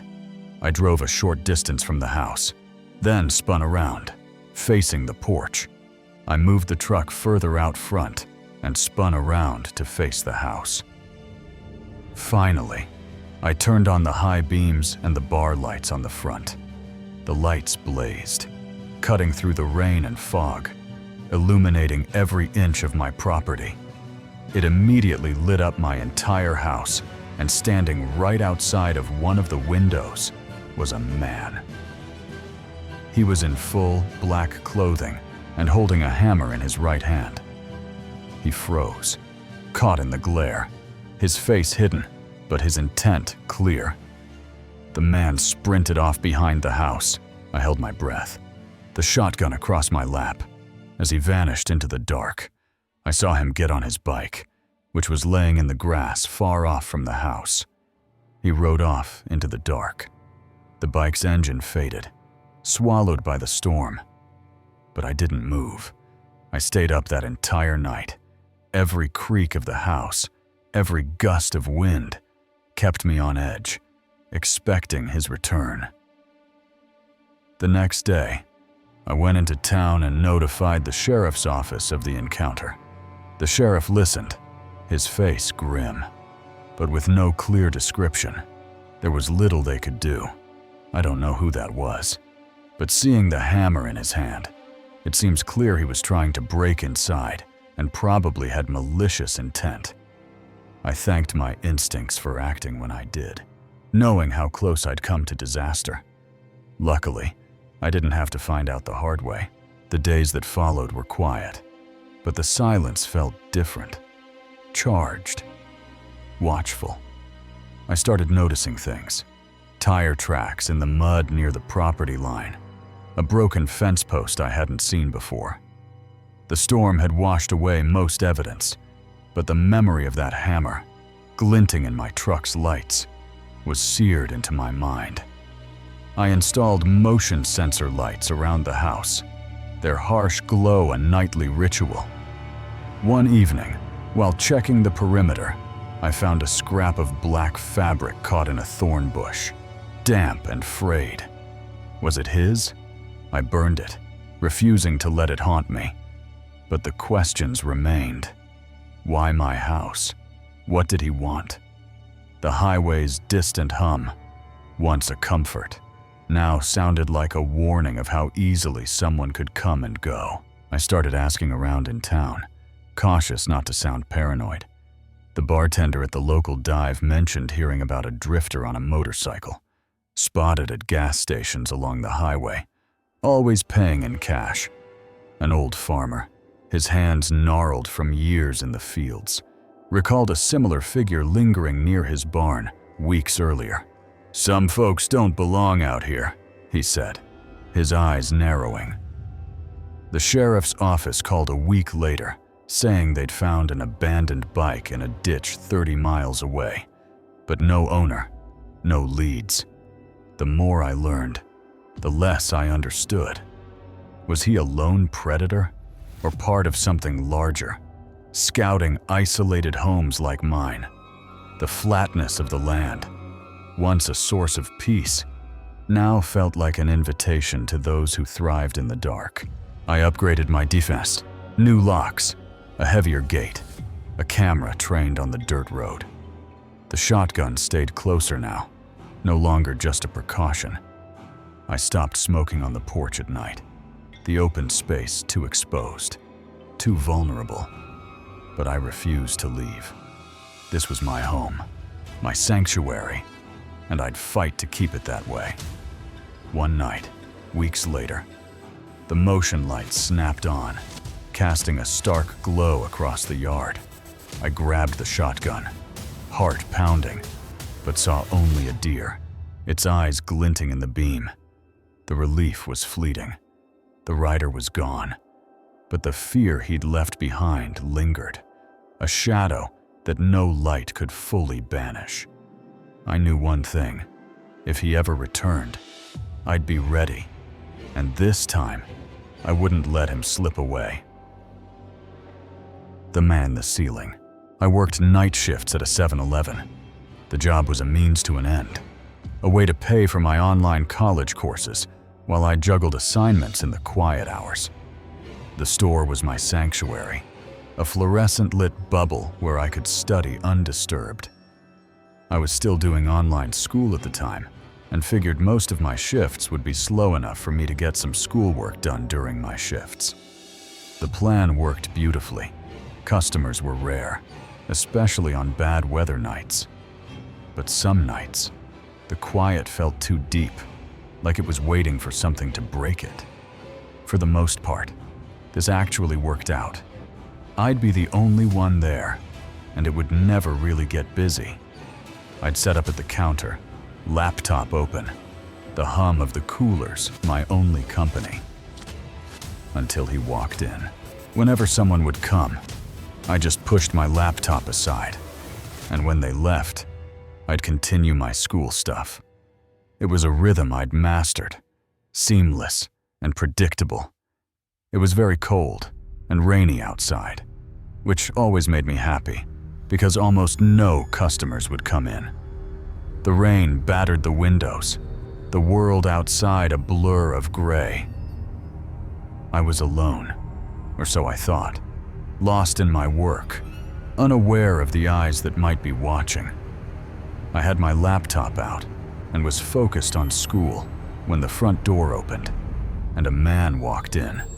The bell above the door jingled, sharp against the silence. He looked 30, with a beard and short hair. His jacket was damp, his movement slow, deliberate. Something about him felt wrong, like he didn't belong in the light. I put my laptop off to the side and waited for him to come up to the counter. He didn't. The man looked around the aisles for a minute or two, then walked out, got in his car, and left. I frowned, watching his taillights vanish into the rain, not thinking too much about it. I grabbed my laptop and continued about my work. The incident was odd but forgettable, a blip in my night. But the store felt different now, the air heavier, as if he'd left something behind. I typed, my focus wavering, my eyes flicking to the windows. Was he really gone? The rain kept falling, the night stretching on, endless and empty. I saw headlights pulling up in front of the store. I looked over and was confused to see the same car that was here earlier. My pulse quickened. I thought maybe it was just a coincidence. But when the guy got out, it was the same man. He stepped inside, the bell ringing again, colder this time. This time, he walked into the store and came right up to the counter before I could even move my laptop. "Restroom?" he asked. His voice was flat, his eyes avoiding mine. "Oh, yeah, it's right over there," I said, pointing to the single-person restroom in the corner. He walked over to the restroom and went in. The door clicked shut, and I was alone again. But I wasn't. Not really. I couldn't help but think it was a bit odd to come back just to use the bathroom. Why return to a 7-Eleven for that? Was he circling the block? Watching the store? Watching me? I waited a couple minutes, and then a couple more. And then it started to get a little unusual. 5 minutes passed. Then 10. Honestly. Though, I did not want to be that guy who checks up on him or knocks on the door or whatever. I stayed put, my laptop forgotten, my ears straining for any sound from the restroom. The silence was deafening, pressing against my nerves. Another 15 minutes passed, so he'd been in there for almost 25 minutes at this point. I considered calling my manager, but what would I say? Then the headlights of another car cut through the rain. A police cruiser pulled into the lot, slow and deliberate. A police officer pulled into the parking lot. The car circled, pausing behind the man's vehicle. He circled around and slowed down right behind the other guy's car, clearly inspecting it. My stomach twisted. After a little bit, he stopped his vehicle right behind the car and got out. The officer stepped inside, his boots heavy on the linoleum. The officer came into the store and looked around the sales floor, then looked at me and asked if I knew who was the owner of that car outside. His face was taut, his eyes sharp with something more than curiosity. He was afraid. The officer looked more than just curious. He looked worried. I pointed to the restroom. I pointed at the bathroom and said he'd been in there for a while. The officer went over and didn't hesitate to begin banging on the door. His fist pounded, his voice booming, demanding the man come out. The air crackled with urgency. The store no longer mine, but a stage for something darker. It was clear something was seriously wrong. No response came. After a minute of him knocking and yelling, he looked at me and asked if I had a key to the door. My hands shook as I fumbled through the drawer. I was kind of shaky, but I sifted through the drawer under the counter and found the key, then ran over to him. He took it, his movements steady but tense. He unlocked the door and opened it, gun raised. I held my breath. The room was empty.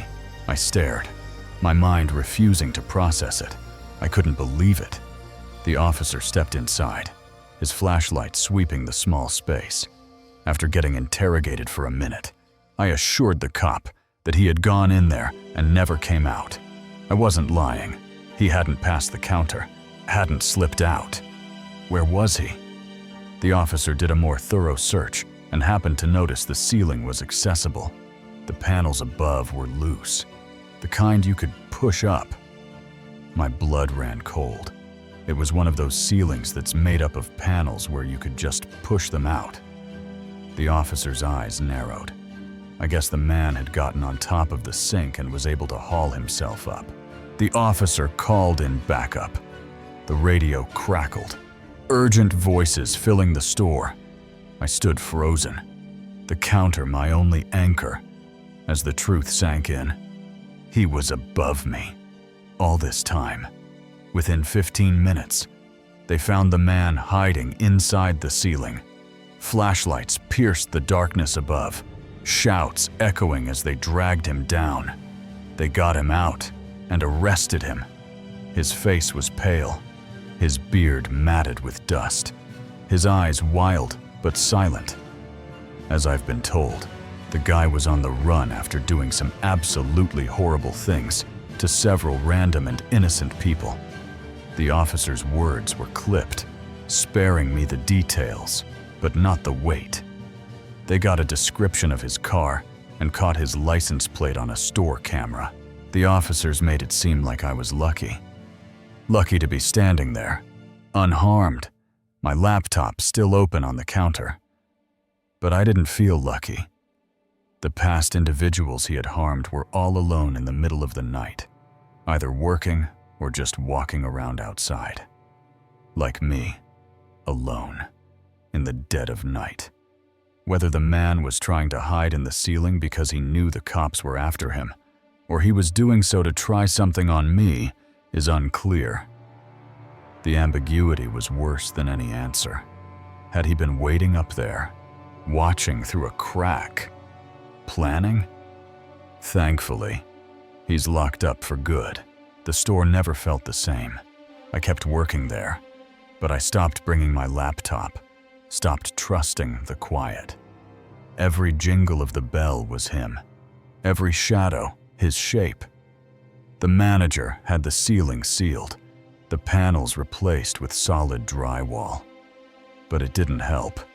I could still feel him up there, his weight pressing down. I checked the news later, piecing together what I could. The man had a history, a trail of violence that stretched across towns. How close had I come to being another name in his story? The police never told me more, and I didn't ask. Some truths are better left buried. I moved on, finished school, got a desk job. But the memory of that night clings to me, sharp and unyielding. I lock my doors now, even in daylight, and I never work alone at night. The rain still makes me uneasy, its patter a reminder of headlights in the dark. The store is still there, its lights burning through the night, but I don't drive by anymore. What if he wasn't alone? What if others like him are still out there, waiting for the next empty counter, the next open door? I survived. But survival isn't peace.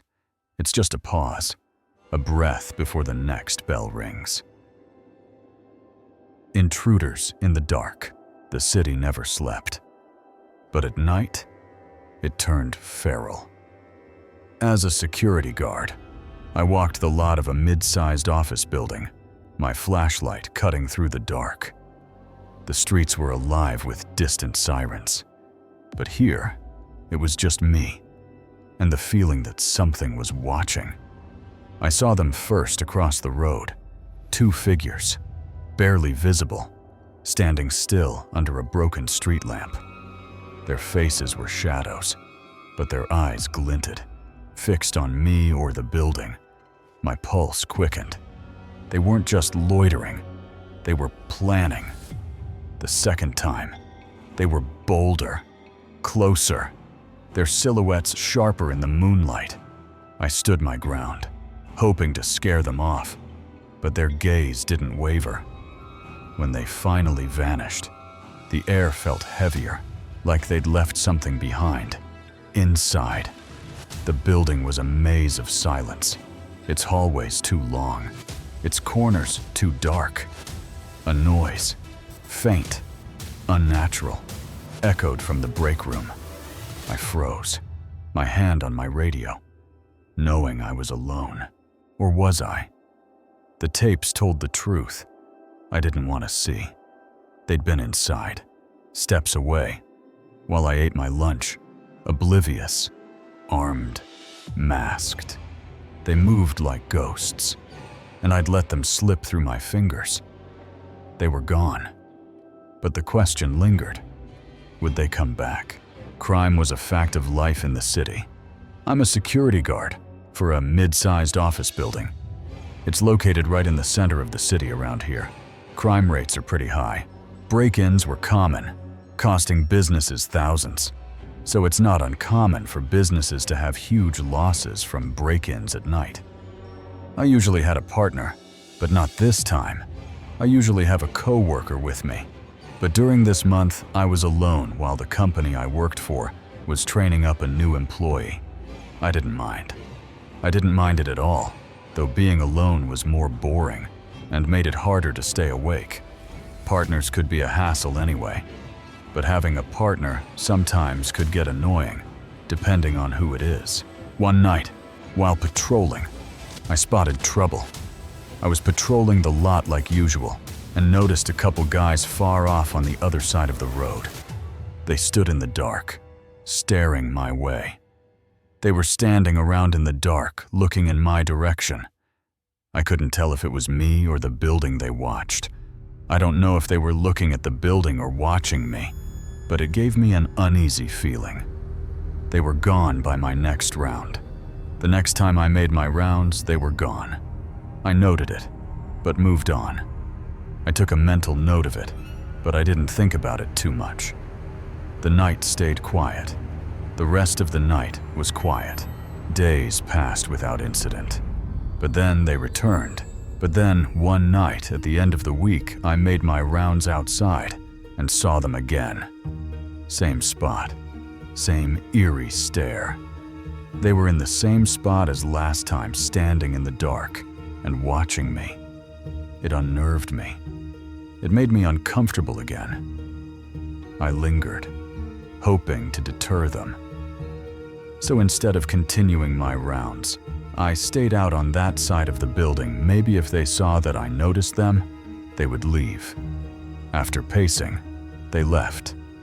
I stood out there and walked back and forth for about 5 minutes before the men walked away. I couldn't make out details from so far.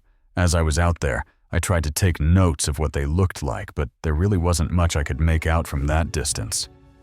I waited longer to be sure.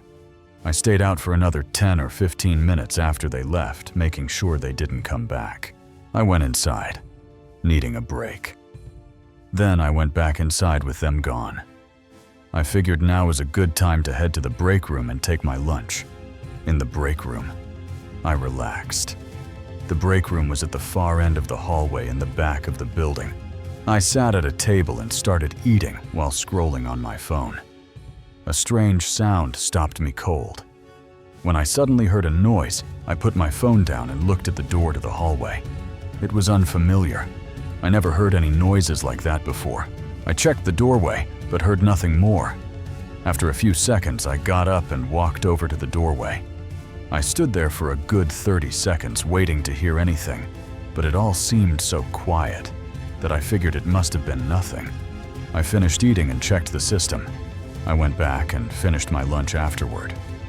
I went to the security office and double-checked that there were no alerts or flags. Everything looked good. Curiosity pulled me back to patrol, but something in me felt like going to make another rounds. The noise I heard didn't have me nervous, though I think if anything I was actually just more curious about what it was. I started outside. I started my rounds outside, walking around the building. It was quiet. No one was there. Nobody was out there. Inside. I walked the halls. I went back inside and started walking through the inside of the building. Normally, I'd just check the main areas. Usually, unless there was a flag or alert in the system, I wouldn't go checking every inch of the place. I'd just walk up and down the hallway and make sure nothing was off. The L-shaped hallway was long. The hallway was long, though, and was in the shape of an L, so it was more like two long hallways.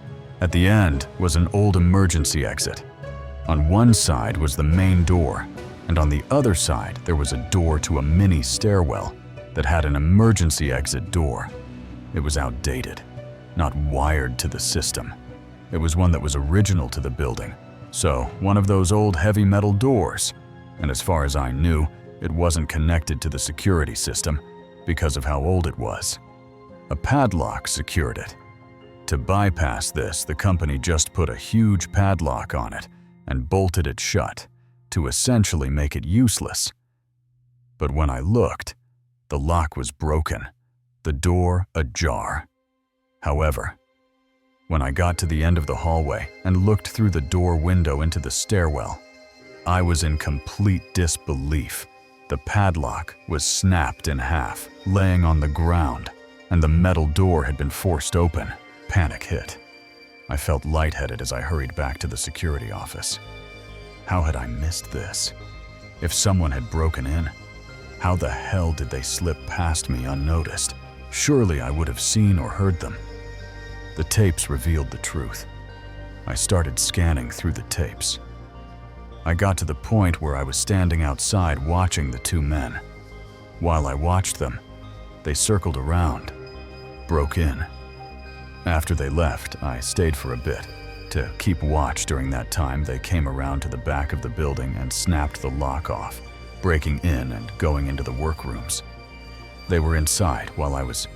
Disturbingly, they were still inside the building when I came back inside.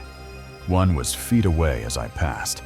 One of them was just on the other side of a door, literally 2 feet from me as I walked past him and into the break room.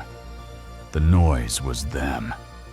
While I was in there, one of them bumped into a desk while trying to hide, which was likely the sound I heard. They fled when I went outside.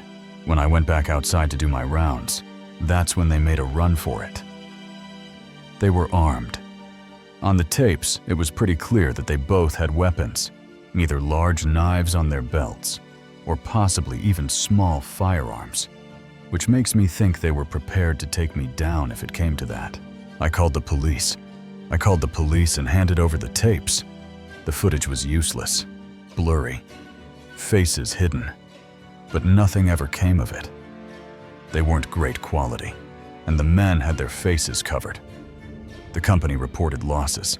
The company claimed several hard drives or files or something were taken, and they seemed pretty worried about it. No answers followed. However, to this day, there's been no more info on the men or their motives. The break-in was a wake-up call, a gut punch to my pride. I'd been sloppy, too comfortable, and they'd waltzed right under my nose. The building wasn't just a workplace anymore. It was a battlefield. Every shadow a potential threat. A few nights later, I found a cigarette butt near the emergency exit, still warm, though I hadn't seen anyone. I didn't tell my boss. I was already on edge, and they'd started questioning my performance. Instead, I doubled my patrols, checking every door, every window, my flashlight beam trembling. The company tightened security, installing new cameras, but it didn't help. I kept finding things. A smudged footprint in the stairwell, a desk drawer left slightly open, a faint smell of oil in the air, like gun cleaner. I started wondering if it wasn't random. The hard drives they took weren't just data. They were proprietary, tied to a project the company kept hushed. A coworker, half joking, mentioned corporate espionage, but the idea stuck. What if they weren't thieves? What if they were hired? I couldn't sleep, my nights haunted by the tapes. Their masked faces burned into my mind. I started carrying a knife.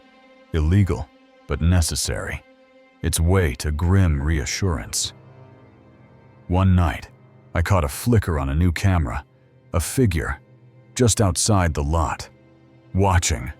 I ran out, but they were gone, leaving only a scrap of cloth caught on a fence, embroidered with a symbol I didn't recognize. I kept it, hidden in my locker, too paranoid to report it. The final straw came months later. I was at a new job, far from the city, thinking I'd left it behind. But one evening, I found a note slipped under my apartment door. "You didn't see us." No signature, just that line, written in sharp, jagged letters. My blood ran cold. I moved the next week, changed my number, but the fear clings. Last night, I saw a man across the street from my new place, standing under a street lamp, too far to see his face.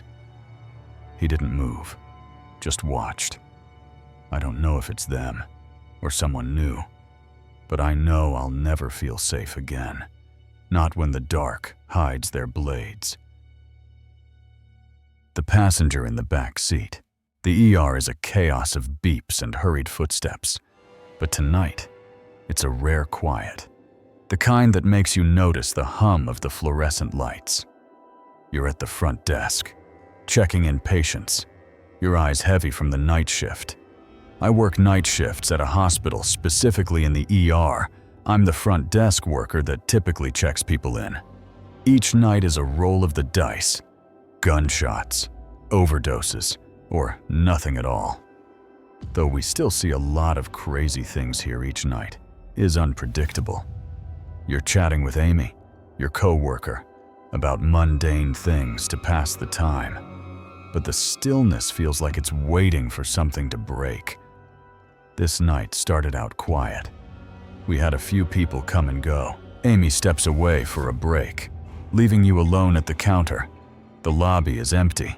The security guard, a distant figure across the room. Then, the glass doors slide open, and a man steps in, his presence like a cold draft. Really? Soon after, like not even a minute after she left, a man came through the front door. He's dressed in a black hoodie and jeans, his hair long and tangled, his face unwashed. He was wearing a black zip-up hoodie and black jeans.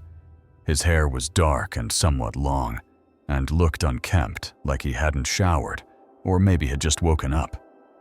He approaches slowly, his eyes fixed on you, carrying an unease that prickles your skin. He walked up to the counter slowly, and had this strange aura about him. It made me feel unsettled. He asks for a patient, a woman's name you don't recognize. I'm looking for Hannah Smith. I didn't remember the exact name he gave, but it was a woman's name. You check the records, fingers tapping the keyboard, but find nothing. As far as I knew, they hadn't been admitted recently. Still, I checked the records, but I saw no one by that name. He shifts uncomfortably, his silence louder than words. The man seemed uncomfortable as he waited. You tell him she's not here, suggesting other hospitals. I told him there wasn't anyone here by that name, and that he may need to check other hospitals in the area. He nods, stiff and awkward, then leaves. He awkwardly nodded and walked out. You catch the security guard's eye, a shared glance confirming the man's oddity. I glanced at the security guard, who was standing at the other side of the room, and we both made that eye contact, agreeing that that guy was a little strange. The shift drags on, uneventful after Amy returns. You finish up, say your goodbyes, and head to the parking lot, a sprawling sea of asphalt under dim streetlights. I got out saying bye to my co-workers and heading out to the parking lot. Staff park in the back, far from the entrance, to leave space for patients. This wasn't the largest hospital, but the parking lot was really oversized. It was huge, and all the workers were supposed to park in the back to make room for patients closer to the building. The quiet is oppressive, and a sudden unease grips you, the man's face flashing in your mind. As I walked to my car, a weird feeling came over me, and I ran randomly. Thought back to that man that came in earlier. You quicken your pace, keys in hand, and slide into your car. I don't know why, but I suddenly felt unsettled. Again, maybe it was the eerily quiet parking lot at night. I walked a bit faster, got up to my car, and got in. You toss your bag onto the passenger seat and pull out, the hospital fading in your rear view. I tossed my bag on the passenger seat and started driving. The drive home is long, the road's deserted, but the feeling of being watched clings to you.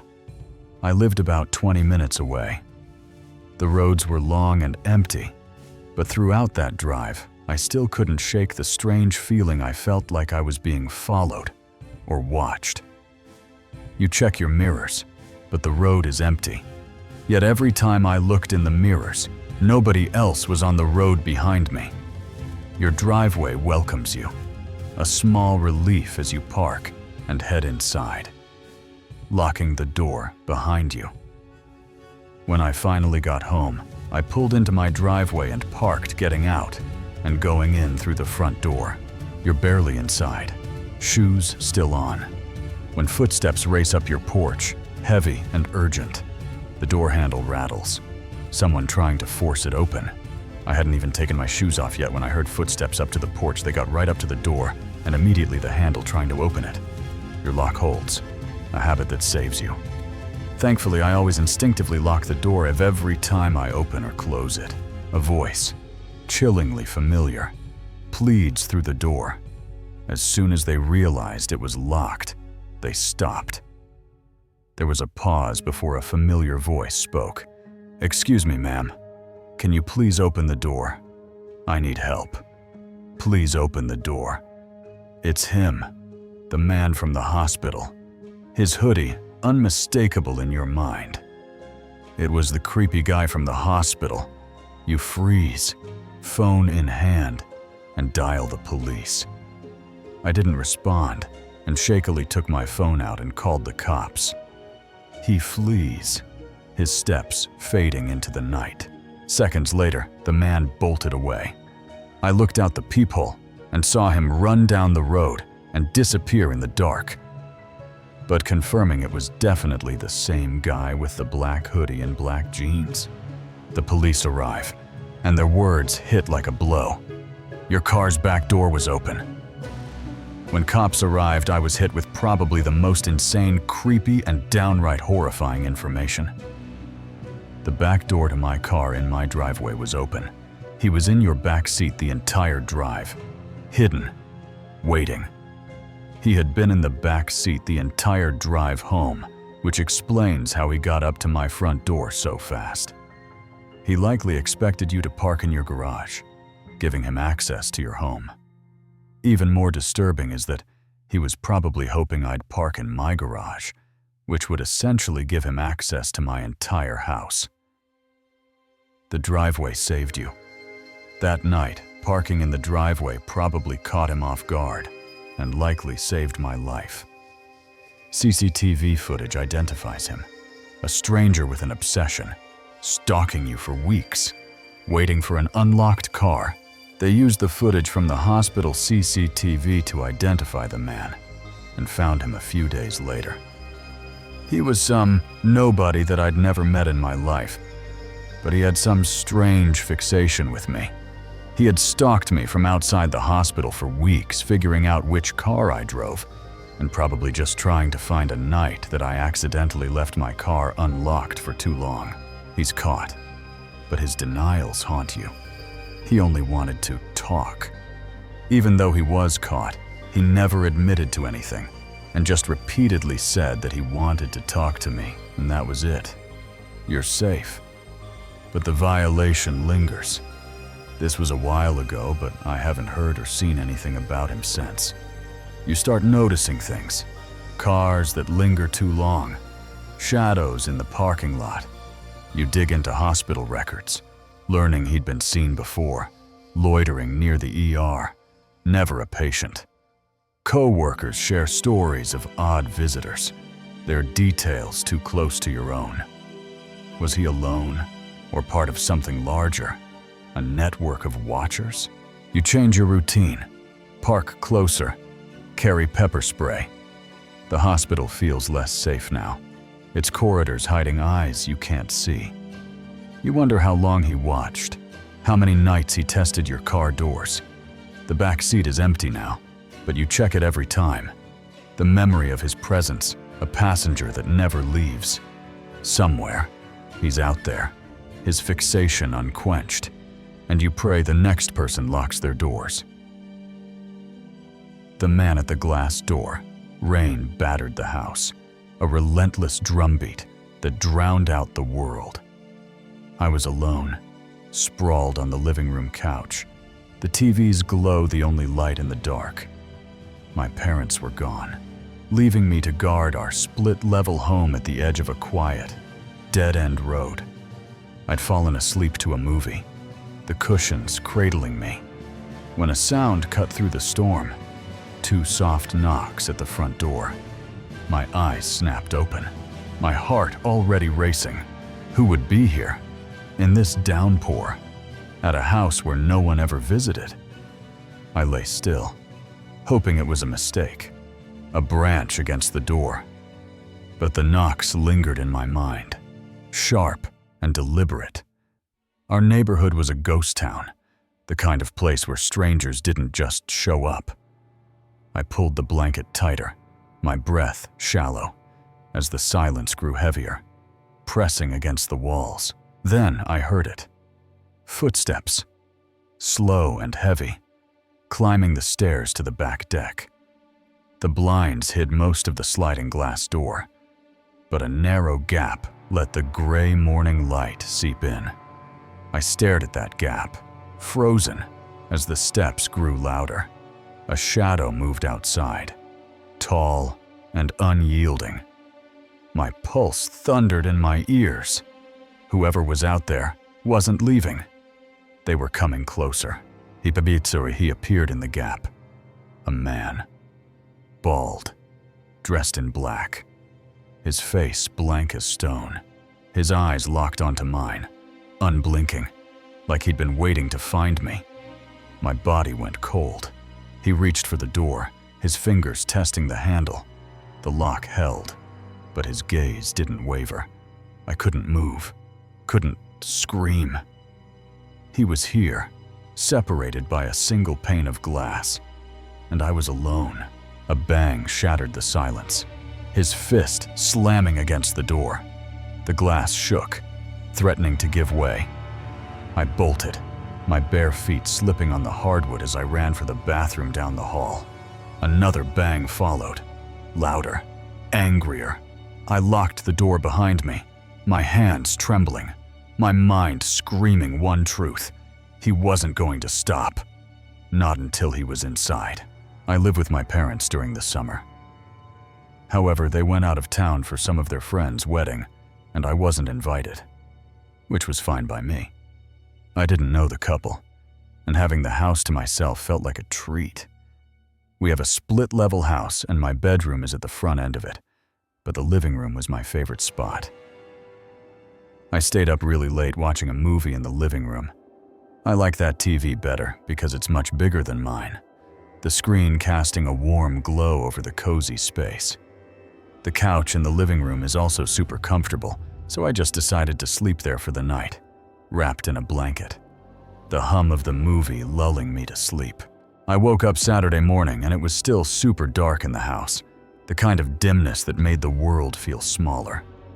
In the living room, we had a sliding glass door that connects to the deck in the back, its blinds drawn tight, leaving only a narrow gap for light. There was maybe a 5 feet gap to look out, and I saw that it was raining, sheets of water pouring down, the deck slick and glistening. I then looked at the clock, and it was almost 9:30 a.m., later than I'd meant to wake. I stretched, still groggy, and flicked on the TV. The morning news, a soft murmur in the background. All of a sudden, I heard 2 knocks at the front door. They weren't really hard knocks, sort of light, but they hit me like a shockwave. Immediately, my heart started pounding, a primal fear I couldn't explain.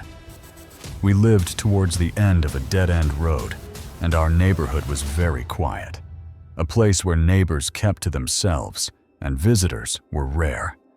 It was extremely rare for anybody to knock on our doors for any reason, especially in a storm like this. Maybe it's also because I'm a shy person, but it made me really nervous for some reason. My hands clammy, my breath shallow. From where I was sitting on the couch, I was just barely around the corner, and I couldn't see the front door. And I prayed whoever was there couldn't see me either. For a moment, I thought it might be the Amazon delivery I was expecting. I had ordered an Amazon package and was expecting it today, the thought calming me slightly. I grabbed my phone, opened the app, and checked my orders. When I looked, it said it wouldn't arrive until 5 de mois tombis. That day, my relief evaporating. I decided to carefully look out and see if anyone was at the door. Crawling to the window, my heart in my throat. It had now been maybe a minute or two since they had originally knocked, and they hadn't knocked again. The silence worse than the sound. I slowly moved to look out the window, and when I did, I saw that nobody was there. The porch empty. Rain pooling on the steps. Then I heard it. The creak of footsteps on the back deck stairs. I heard the noise of somebody walking up the stairs of our back deck. Slow, deliberate, each step a hammer against my nerves. I couldn't see because of the blind covering most of the sliding glass door, but I then heard footsteps on the deck. Heavy, unmistakable. I started shaking, my body betraying me as I stared at the gap in the blinds. The next thing I knew, I saw a man appear in the opening of the sliding glass door, where you could see outside he was staring right at me, but had no expression on his face. His bald head gleaming, his black jacket and pants blending into the storm.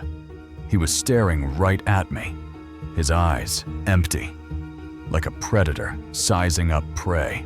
He then tried sliding the door open. Thankfully, it was locked, the handle rattling under his grip. I knew if he really wanted to, he could probably break the glass between us, the thought sending me into a panic. I ran away into the bathroom that was just down the hall, my feet pounding the floor, my breath ragged. I had no idea who this guy was or what he was doing here, but every instinct screamed danger. As I closed the bathroom door and locked it, that's when I heard the first loud bang against the window. a violent thud that shook the house. I heard another loud bang from the window, but I didn't hear glass breaking. Each strike a countdown to something worse. I realized I'd left my phone on the couch. I knew I needed to call the police, but then I realized that I didn't have my phone.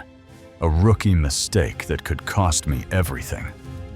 I knew it was a risk, but I opened the door back up and ran out to the living room couch, my eyes scanning frantically. I looked around frantically and finally saw my phone, snatching it as another bang. Code from the glass door.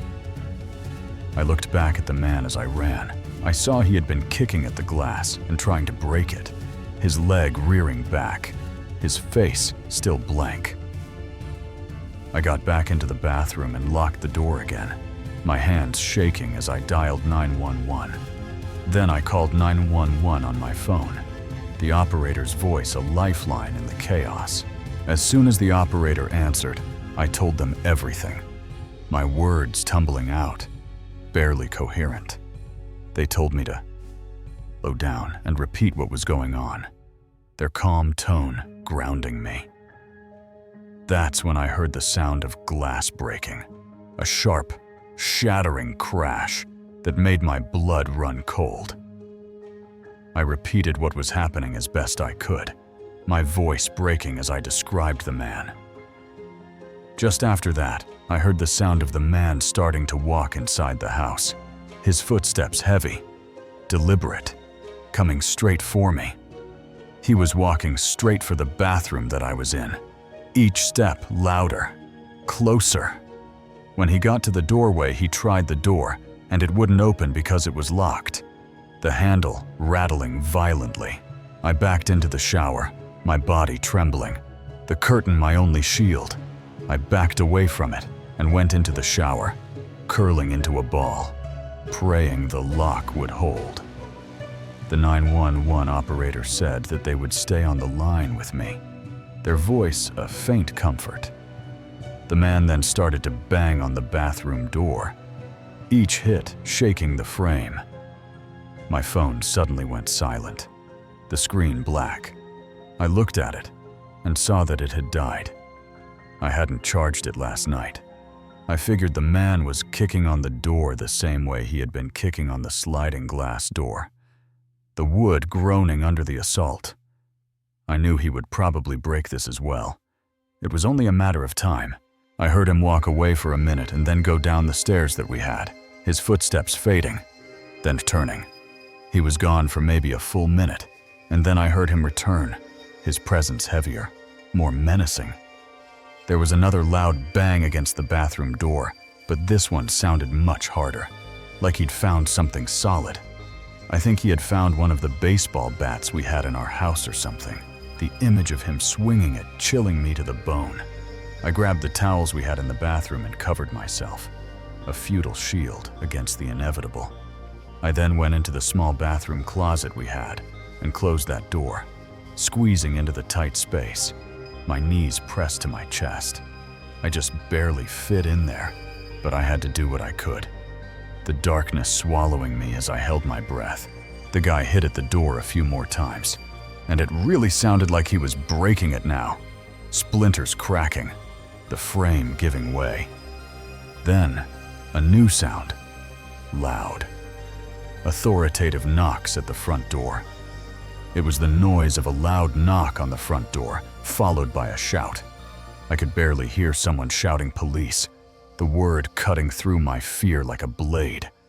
I hoped they would be able to get inside fast, my heart clinging to that hope. Just after that, I heard the man walking away towards the back of the house where he had gotten in. His footsteps hurried. Panicked, I stayed still, barely breathing, listening as shouts filled the house. I stayed hidden, and a short time later, I heard a bunch of shouting, voices overlapping, commands barked. Eventually, I heard someone yelling, "Put it down," the tension palpable even through the walls. When I finally heard the voice of multiple officers inside my house, I finally came out of the bathroom, my legs weak, my hands trembling as I pushed open the closet door. They had literally gotten there just in the nick of time, and the man had been caught, handcuffed and led away, his blank face now twisted with anger. I'm really lucky how fast the police were to arrive that day. Their sirens a symphony of salvation. This was very recent, and I'm still a little shook up about it, but I'm just happy to be okay. The memory of that man's eyes, the sound of breaking glass, etched into my mind. The officers were kind, their questions gentle but thorough. They found the baseball bat he'd used, lying near the shattered glass door, and boot prints leading from the deck to the house. They didn't know who he was. A drifter, maybe, or someone who'd been watching the house, waiting for it to be empty.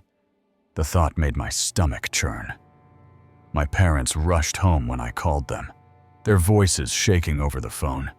They held me tight when they arrived, promising to install better locks, maybe even cameras. The house didn't feel like mine anymore. Its walls breached, its safety stolen. Days later, I still jumped at every noise, the creak of a floorboard, the patter of rain. I slept in my own bed now, the living room couch, a place I couldn't face. My parents stayed close, their worry a quiet presence. The police called with updates. The man had a record, petty theft mostly, but nothing like this. They didn't know why he'd chosen our house, our deck, me. I didn't want to know. I just wanted to forget his face, those empty eyes, the way he'd stood there, inches from my life. But some things don't fade, and this one, I knew, would stay with me, a scar I'd carry long after the glass was replaced. The man at McDonald's. When I was in high school, my friends and I used to walk to McDonald's after the last class of the day. The bell rang, and we'd spill out of school, a pack of restless teens chasing freedom. The town was small, its streets familiar, but the promise of fries and a McFlurry made every step feel like an adventure. Something about that day felt off, though, like the air was too still, waiting for something to break. We laughed and shoved each other, oblivious to the shadows creeping at the edges of our world. We did this religiously, sometimes every day of the week. Even a few of my friends that I did this with actually lived in town as well, and so it worked out quite well. Preston's house was our backup plan, a cramped but welcoming spot where we'd crash until his mom got home. But today, the streets felt quieter, the usual bustle of cars and kids replaced by an eerie hush. If we ever got bored of walking the streets or dropping by every fast food place or Goodwill in town, and even playing basketball, we would just go to said friend's house to hang out until his mom got home. Did anyone else notice how empty the town seemed? Or was it just me? Sometimes she was cool with us all hanging out there, but more often than not, Preston's mom would make us leave when she got home. She was patient, but a house full of loud teens was too much after a long day. She was usually okay with one or two of us being there, but anytime the number exceeded that, usually we were told that we had to leave, which was understandable. Her sighs carried the weight of exhaustion, but there was something else today, a tension in the air, like the town itself was holding its breath. We respected her rules, scattering to find another spot to kill time. I mean, it was a pretty small house, and having a bunch of rambunctious teens over every day after you get out of work could be daunting, especially when they caused havoc like we did. We were a whirlwind of energy, our laughter echoing through the narrow halls. But that energy felt reckless now, like we were tempting fate. We weren't bad kids, but we did smoke weed and stuff like that. The haze of smoke clouded our judgment, making us bolder, dumber. Had we been too loud, too careless, drawing the wrong kind of attention? Going back and thinking about it, I wish I didn't smoke so much so early on. The regret was a bitter pill, one I'd only swallow years later. I'm completely sober now. By the way, I don't smoke or drink at all. Nothing against it. It's just not for me. But back then, the high was our escape. A way to blur the edges of a small-town life that felt too small. I just wish us kids didn't get high all the time, and instead took our mental and physical health much more serious. If we'd been clearer-headed, would we have noticed the danger sooner? I had no idea how much I would regret the countless days and years of smoking prematurely as a minor. The fog of those years lingered, a shadow on my memory. I think it messed with my head more than I'd like to admit. Don't get me wrong, I'm living my best life now, but I would have been much better off without it. Weed definitely isn't the worst thing in the world by any means, but it comes with its consequences, especially as a kid smoking it nearly every day. I was Connor, the quiet one in the group, always trailing behind Preston's boldness and Tyler's quick wit. But that day, I felt exposed, like something was watching us from the edges of our laughter. On this day that I'm talking about, it was just like any other. We were walking after school. When I say we, I'm talking about Preston, Tyler, Joshua, and Ethan. And then, of course, me. My name is Connor. By the way, we were a tight crew, bound by shared jokes and the kind of trust only high school can forge. School was out every day, and we would usually walk to McDonald's or the park. The park was too quiet today, though it swings still, like they were waiting for something. This day specifically, we walked to McDonald's. I usually didn't have any money, but this time I remember I did. A rare windfall from mowing a neighbor's lawn. So, I walked up to the register and I bought a M&M McFlurry. The cold sweetness was a small victory, a treat I savored. I would buy one of those whenever I could, because they were my favorite. But the first bite tasted wrong, like the ice cream carried a warning I couldn't name. I remember that McDonald's was rather quiet, and not busy at all that day. It was very unusual. I think there was like one other customer that was there besides his kids, a man with 2 small children, their voices soft as they ate.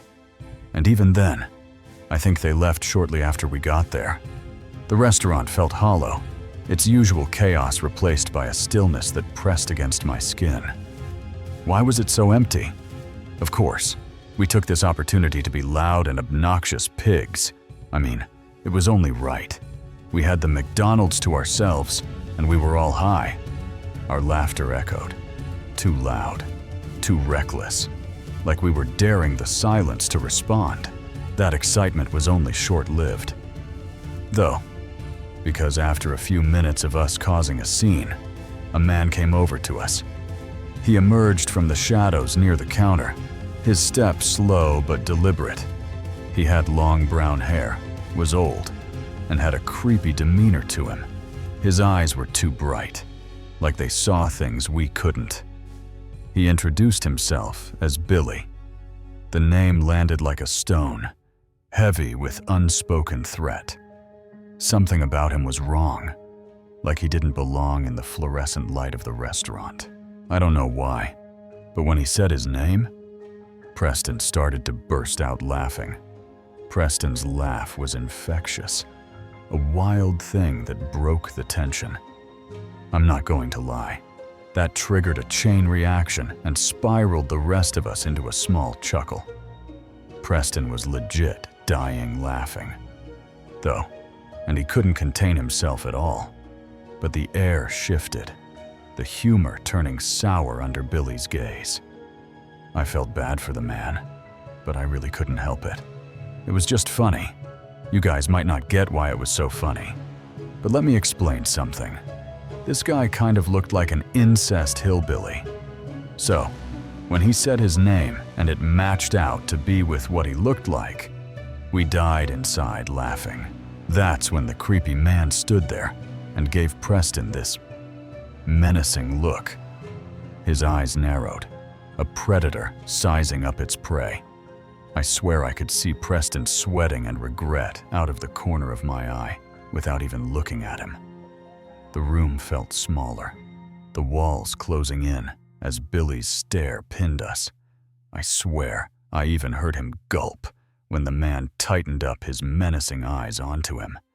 It seemed as though Billy was trying to hold back his rage. I mean, it wasn't that serious. We weren't trying to actually make fun of him, but I guess I can understand why he was so upset. Suddenly, things weren't so funny anymore. The high that had fueled our bravado evaporated, leaving us exposed. Yes, we all smoked weed, but we weren't those typical stoner tough kids. We all played sports, and we were preppy, and we didn't have an ounce of Sigma in us at all. We were just kids, loud and stupid, unprepared for the darkness we'd stumbled into.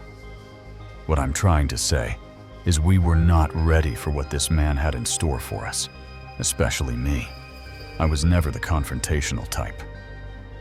My heart raced, my hands clammy as Billy loomed over us. We learned that he worked there and he threatened to kick us out. His voice was low, each word dripping with barely contained anger. We apologized to him, and after a while we eventually got him to walk away. But his retreat felt like a trap, like he was waiting for us to slip up. Thought it was very strange that he said he worked there. I mean, he wasn't wearing a uniform or anything, and he was acting a bit abnormal for a worker. His clothes were worn, his movements jerky, like he was strung too tight. After a while of discussing what just happened, we all decided to leave. The McFlurry sat untouched, its sweetness now a bitter memory. I told my parents about the man, and my mom called the McDonald's and spoke with the general manager. Her voice was sharp, protective, as she relayed the encounter. We found out that he doesn't actually work there anymore, and that he was fired years ago. The manager's tone was weary, like he'd told this story too many times. Apparently, he used to work as a janitor and a line cook, but he was fired one night when he attempted to stab a customer in the parking lot because the customer had complained politely about his order being wrong. The words hit like a punch. Billy wasn't just strange, he was dangerous. Billy was arrested, and he went to jail and was deemed mentally incompetent and sent to the loony bin for years. The system had tried to contain him, but it failed. I guess he keeps coming back and harassing customers. He was a ghost, haunting the place that had rejected him. It's a good thing we didn't push him over the edge, though, 'cause maybe he would have tried to stab one of us. The thought made my stomach churn. What if Preston's laugh had been the spark? If one of us would have made a passive-aggressive comment that he took offense to in any way, shape, or form, it's very clear that he would have been capable of the unthinkable. Despite having the police called on him multiple times, he kept showing up to the McDonald's. The manager said they'd tried everything: warnings, restraining orders. Eventually, they got him arrested for trespassing, and since it broke his probation type deal, I think he either went back to jail or the loony bin again. But how long would it hold him this time? I know this isn't the scariest story in the world, but this was something that really happened. It was real, and that made it terrifying. I'm thankful nothing else turned out of this though, and we never saw him again. We avoided that McDonald's. Our routine shattered. We stopped going to that McDonald's as much, and we would usually go to Taco Bell or Subway since. The town felt smaller, its edges sharper, like Billy's shadow lingered in every corner. I don't know what kind of mental illness he has, but apparently he was a prime example of someone who was given a second chance and didn't necessarily deserve it. His freedom was a mistake, a crack in the system that put us all at risk. With me being an empath, I kind of feel bad for him.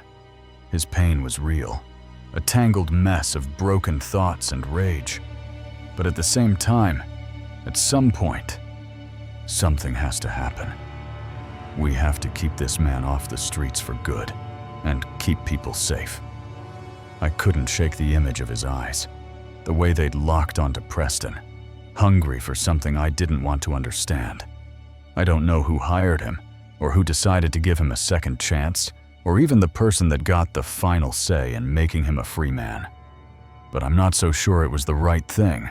Compassion has limits when safety is on the line. Mental illness is a real thing, and it's unfortunate. But for God Almighty, we have to keep the streets a safe place for everyone. Billy was a warning, a reminder that not everyone can be saved. Trust me, you wouldn't want your kids to run into this guy. He's too unpredictable and the parents' worst nightmare. I don't want to read too far into it, because he didn't prove it to us. But we got a very creepy vibe from him as well, like pedophile creepy. That word hung in the air, a final nail in the coffin of our innocence. We'd laughed in the face of danger and walked away, but the fear stayed, a shadow we couldn't outrun. Night shift, nightmare. The drive-through headset buzzed in my ear, a relentless drone. I stood at the window of a McDonald's just blocks from my apartment, handing out bags of fries and forcing smiles for impatient customers. I used to work the drive-through window at a McDonald's near my house. The job was a soul-sucking slog. Easy, sure, but the pay barely covered my bills. I hated the job. And even though it was relatively easy and simple, I could not get over the fact of how little pay I was receiving. 2 years in, they made me a manager, a title that sounded better than it was. And after 2 years, they made me a manager, and it bumped me up to 13 an hour. The raise didn't match the headaches, but the amount of responsibility that was added on for that raise to be justifiable simply wasn't worth it for me. I was done. Almost. The late-night shifts at our 24/7 location were the worst, especially before the world changed with the pandemic. Our McDonald's was a 247 location at the time, and this was all before One customer made it unbearable. A man who rolled through the drive-thru every night, like clockwork. There was this one guy that came through the drive-thru practically every night around the same time.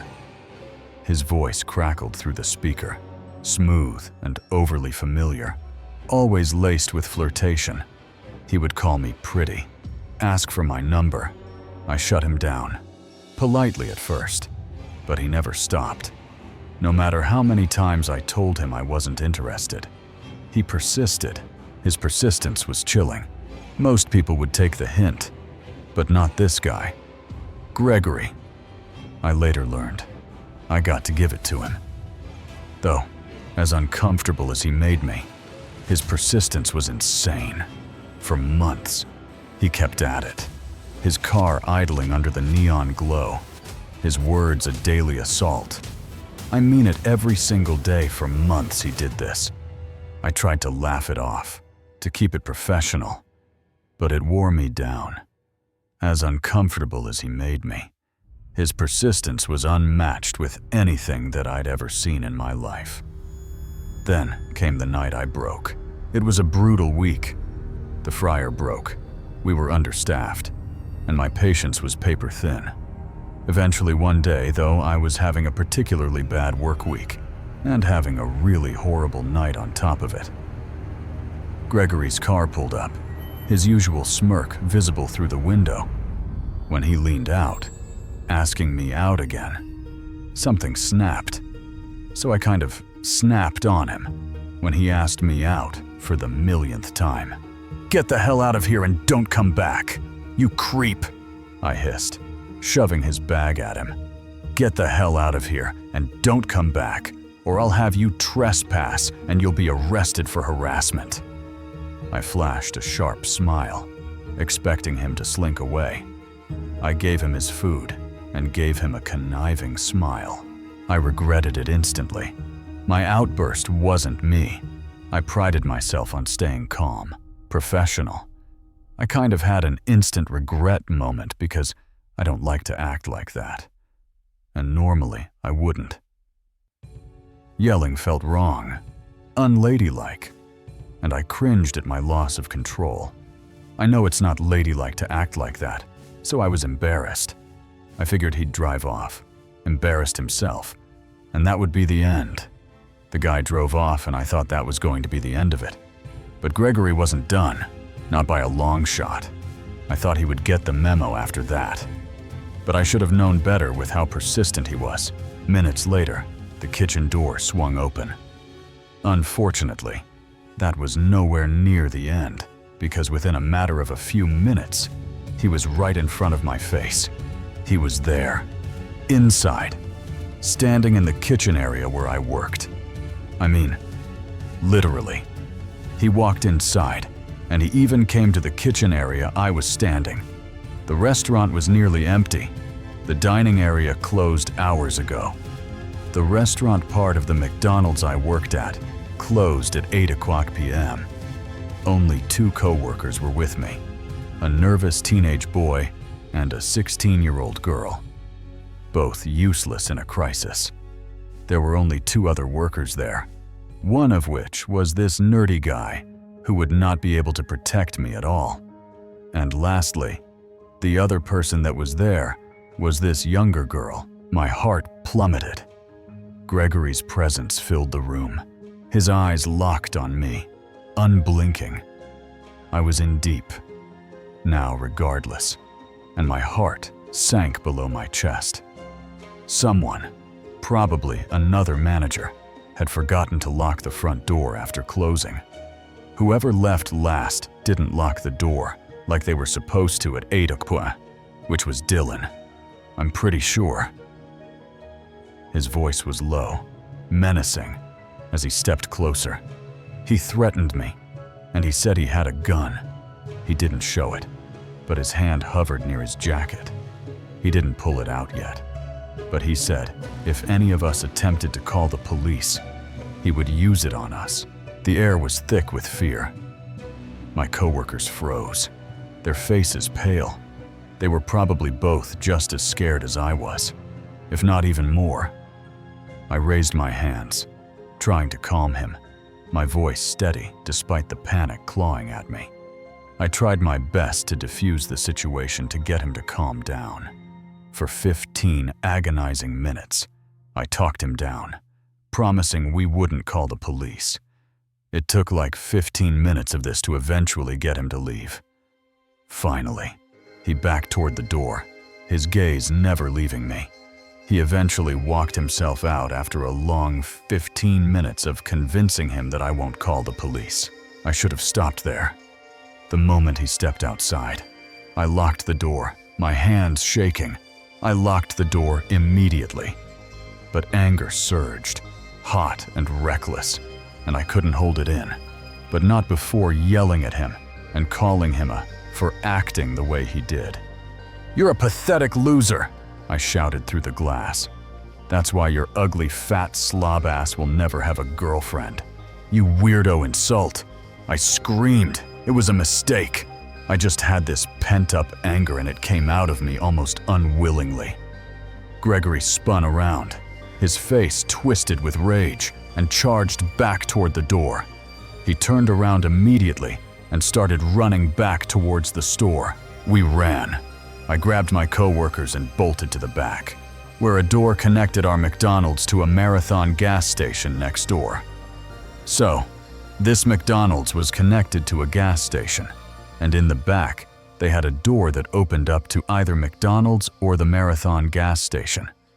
The door was usually unlocked for shared bathroom access. Typically, the door was unlocked because the owner of the McDonald's also owned the gas station. We burst through, our breaths ragged, and found a new gas station employee, a burly man who took one look at us and acted.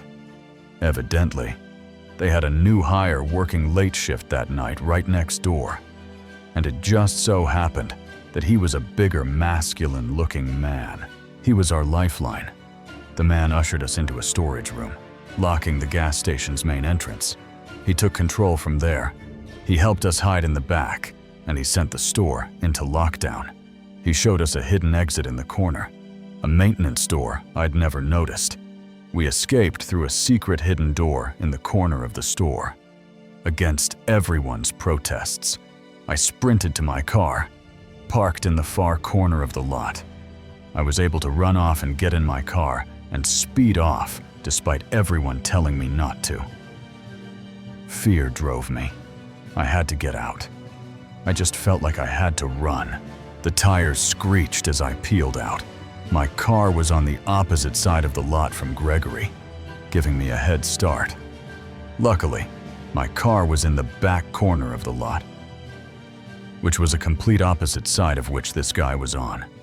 I glanced back, half expecting him to chase me, but he was gone. Everyone else stayed, and eventually the intruder also ran off. The gas station worker had called the police, and my co-workers stayed to give statements. I couldn't. Guy's name is Gregory something. I never went back. That night was my last at McDonald's. I never once returned to that McDonald's. I quit via email the next day, too shaken to face the place again. I don't really want to talk about the exact location, and I also don't really want to say my name or the names of anyone associated with this story, for privacy reasons. Months later, I heard Gregory had been caught. He had a warrant out for his arrest, and was eventually caught a few months later. He'd had a warrant out, though for what, I never learned. What I will say was this took place at a McDonald's in a bigger city. The fear lingered. I found a new job, one I actually liked, one that didn't leave me dreading each shift. But the memory of Gregory's voice, his threats, the way he stood in my workplace like he owned it, it stuck with me. I double-check locks now, avoid late-night shifts, and trust my instincts when something feels off. That night taught me how quickly safety can unravel, how a routine job can turn into a nightmare. He's gone, but the shadows remain. I wonder if he targeted others, if other drive-through workers faced his relentless pursuit. The world feels less certain now, a place where a simple interaction can spiral into danger. I'm anonymous for a reason. Some stories are safer left unnamed. The cost of kindness. The dive bar's neon sign flickered as Jessica and I stumbled out, the cool night air hitting our flushed faces. I was with my friend, who I'm going to call Jessica for the sake of this story.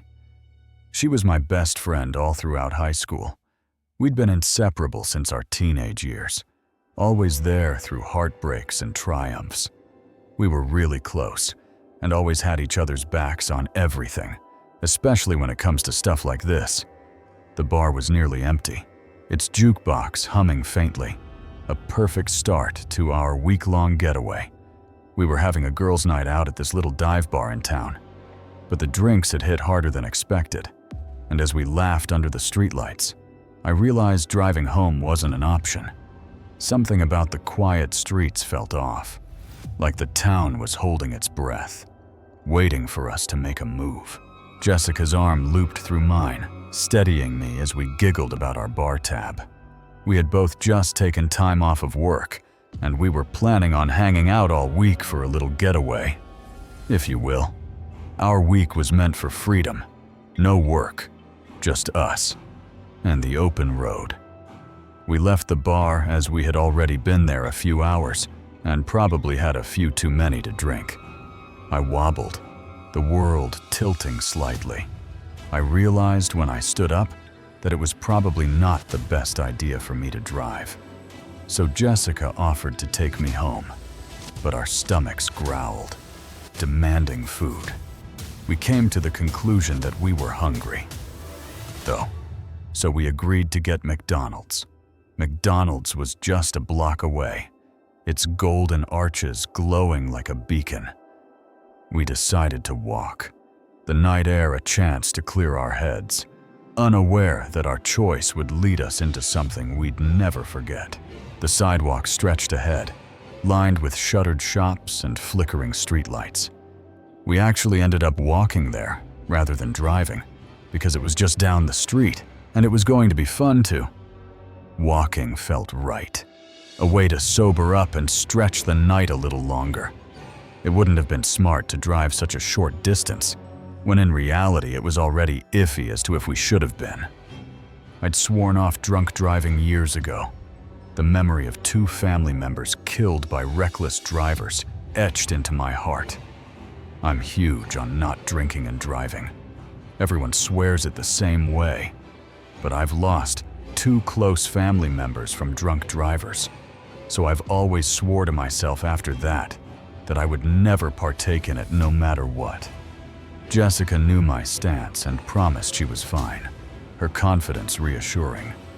But as we neared McDonald's, the fading sunset cast long shadows, and a figure by the restaurant's entrance made my stomach twist.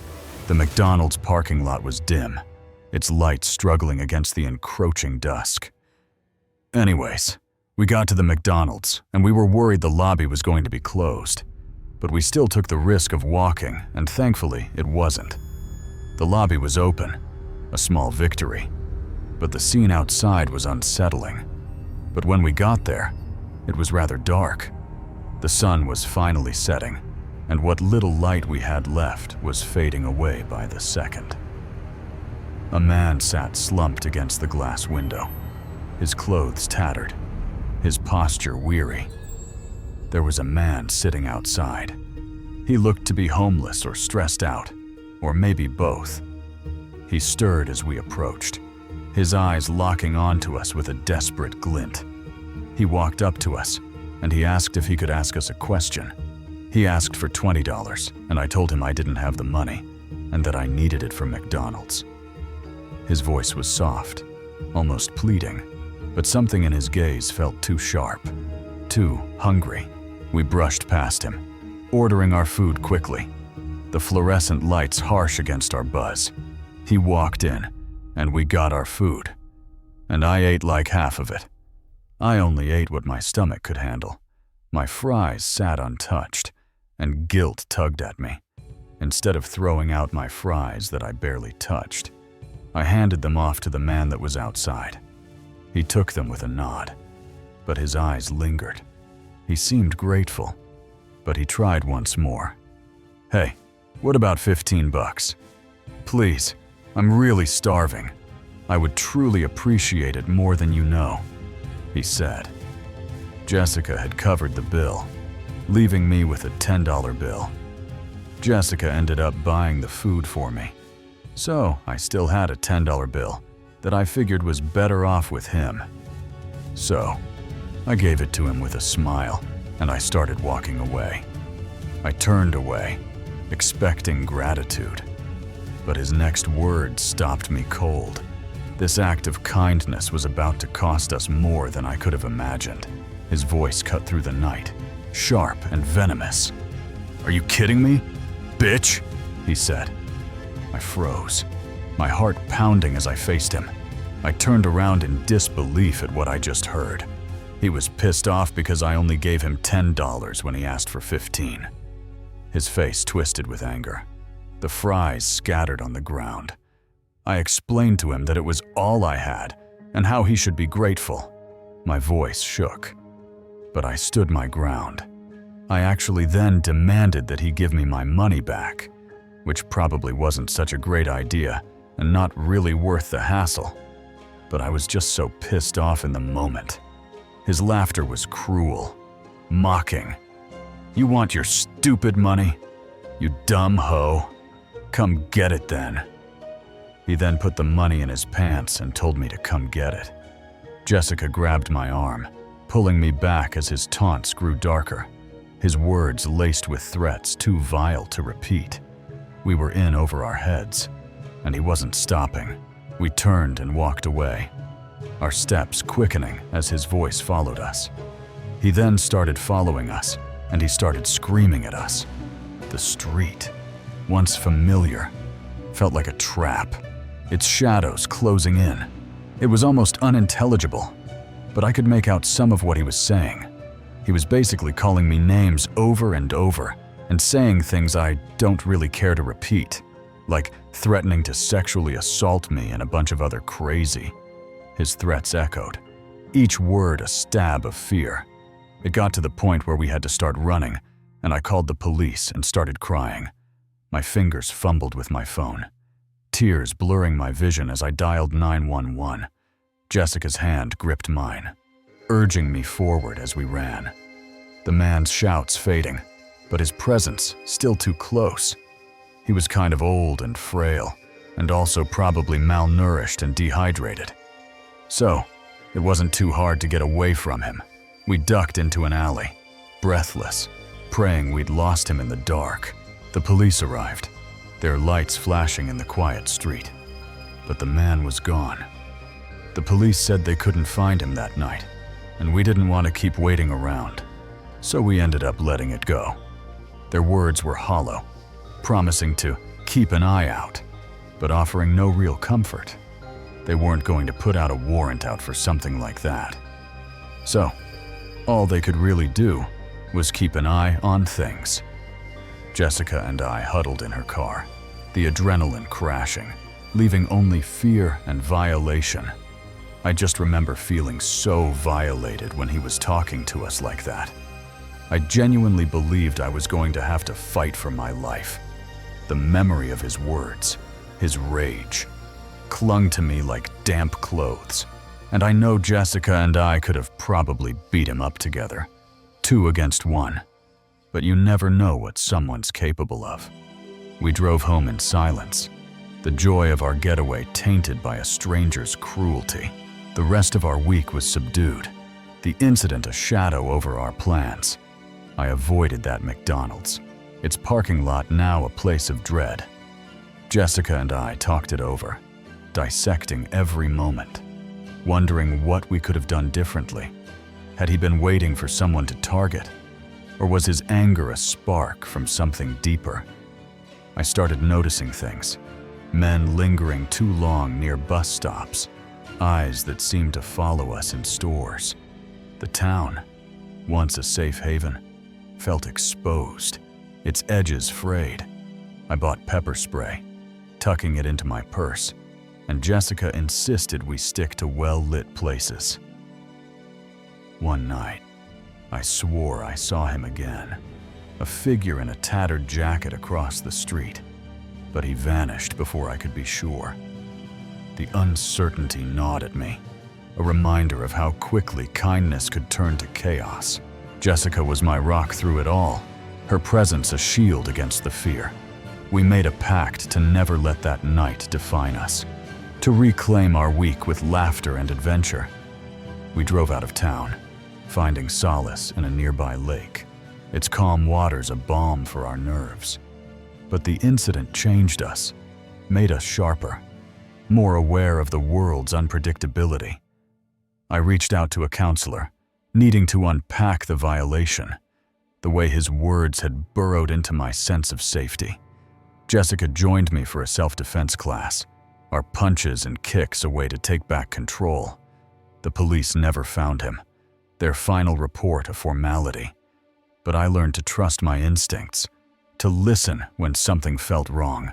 Our friendship grew stronger, forged in the fire of that night, a bond no stranger could break.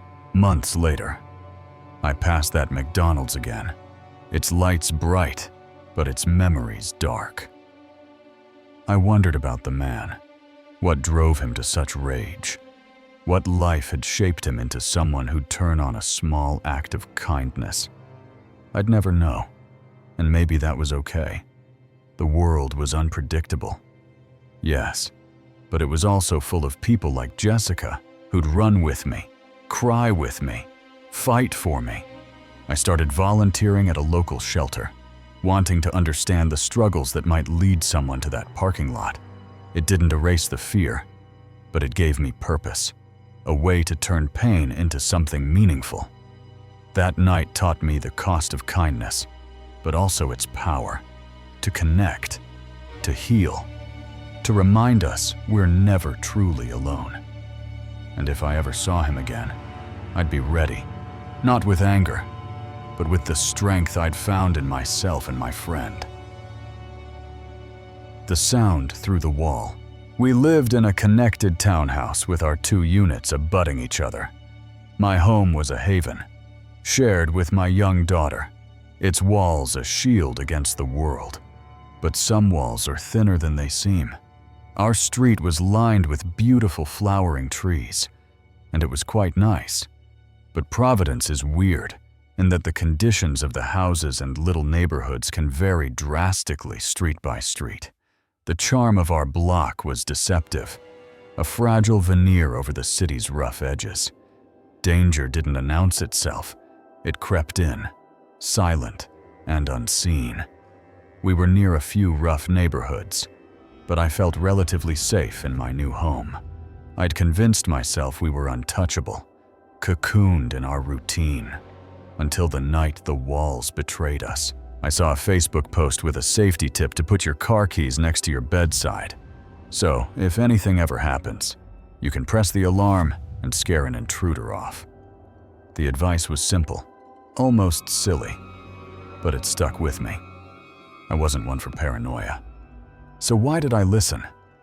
I've never been overly concerned about my safety, and rarely took advantage of any tips I saw on Facebook. So I'm not sure how or why I suddenly decided to heed this advice. I placed the fob on my nightstand, a small act of caution that felt out of character. I was reading a book in bed with my light on in my office after putting my daughter to sleep when I heard a loud sound outside. The noise jolted me, sharp and unnatural. I peered out the window to take a look and saw nothing. The street was dark, the trees still, but the silence that followed was wrong. Too heavy, too full of secrets. I turned off the light and tried to sleep, my mind uneasy. The melatonin pulled me under, but it was a shallow rest. I was suddenly woken up by what felt like almost an earthquake. The bed trembled, a deep thud echoing through the house. My heart leaped. The room alive with something I couldn't name. The room shook, and I heard a loud thud. I sat up, my breath ragged, unsure if it was real, half awake. I sat up, wondering if it was my imagination or if I actually felt something. My first thought was my daughter. I immediately ran to my daughter's room, thinking she might have fallen off her bed or something. Her door creaked open, revealing her small form, asleep and unharmed. As I swung her door open, there she was, sleeping soundly and sweetly. I was so confused. The house was still, but my instincts screamed. I heard another loud bang and had this eerie feeling that something was wrong, but I couldn't figure out what. The sound came from nowhere and everywhere, a pulse through the walls.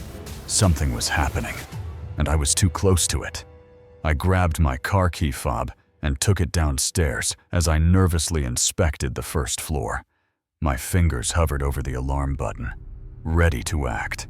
I swore to myself if I heard one more sound, I would press the alarm just in case, but I didn't. The house stayed silent, a cruel trick. It was silent after that. I climbed back to bed, my nerves raw, sleep a distant hope. I didn't know it then, but I'd heard a crime unfold, inches away. The morning brought no answers, only routine. I picked up my daughter from preschool and continued like normal. The world outside seemed unchanged, oblivious to my unease. I noticed a friend of mine had called repeatedly. When I called back, his voice was urgent. "Did you hear?" he said. "No. What?" I answered. My heart sank as he spoke. News outlets were mobbing your street, and the news trucks were even in your driveway. I froze, the words sinking in like a blade. 3 men broke into your neighbor's place, tied them up at gunpoint, stole thousands of dollars worth of items, took off with his car. My knees gave out, tears streaming. I'd heard it all, and I'd done nothing. I immediately fell to my knees and began crying. I had heard it all happen, I whispered. I almost pressed the button. But I didn't. The guilt was a weight, crushing. I could have stopped it, could have saved him, I felt completely unsafe. My home, my sanctuary, was tainted. I asked a friend to come over for the night to stay with us. Her presence was a small comfort, but the fear lingered. I talked to Ben, my neighbor. Ben, a quiet man with kind eyes, shared his story. Ben explained the whole story and told me the cops wanted to talk to me so I could share what I heard and experienced. His voice was calm, but his words were heavy. He said the men smashed the window in his basement and entered through there. That was the first sound, the one I dismissed. They'd seen me, my light, my silhouette in the window. They suggested that they saw my light and waited until it was out to enter the premises. The intruders had paused, watching my house, ensuring I was asleep. They'd been so close, their plan hinging on my ignorance. They didn't realize he was home. Ben had been asleep, unaware until it was too late. He had been asleep when one of them was rummaging through his stuff upstairs in his bedroom, right through a shared wall. The wall between us, my closet, my daughter's room. The sounds and shakes that I felt were apparently him being knocked down to the ground. The thud was Ben, tackled, his life threatened. They were there, on the other side, while I stood frozen. After they told him that if he made another sound, they would hurt him. That's why the house went silent. Their violence was a whisper, contained but deadly. After they tied him up, he remained tied up for hours and eventually broke free. Ben's ordeal lasted through the night, his strength the only thing keeping him alive. I cried again and apologized profusely to Ben and explained what I had heard. My voice broke, guilt pouring out, and he simply said that as he was tied up, he was glad it didn't happen to me and my little girl. His words hit me, a mix of relief and sorrow. He'd suffered, but he protected us in his thoughts. Even then, I really don't know what I would have done if my daughter and I had to experience that. The thought was unbearable, a nightmare I couldn't face. The aftermath was a haze of what-ifs. Ben seemed to be okay, but it took me so long to feel safe again, and for the guilt to subside. The house felt different, its walls no longer a shield, but a reminder. They never caught the guys. The police had no suspects, no leads, only Ben's story and my echoes. I ended up ordering a taser, which was illegal, and some mace. I needed something to feel in control. I considered getting a gun, but I decided against it. The idea of more violence was too much. I changed, hardened by the proximity of danger. I've been fortunate to never experience anything close to that again, and I certainly don't want to, but the fear never fully fades.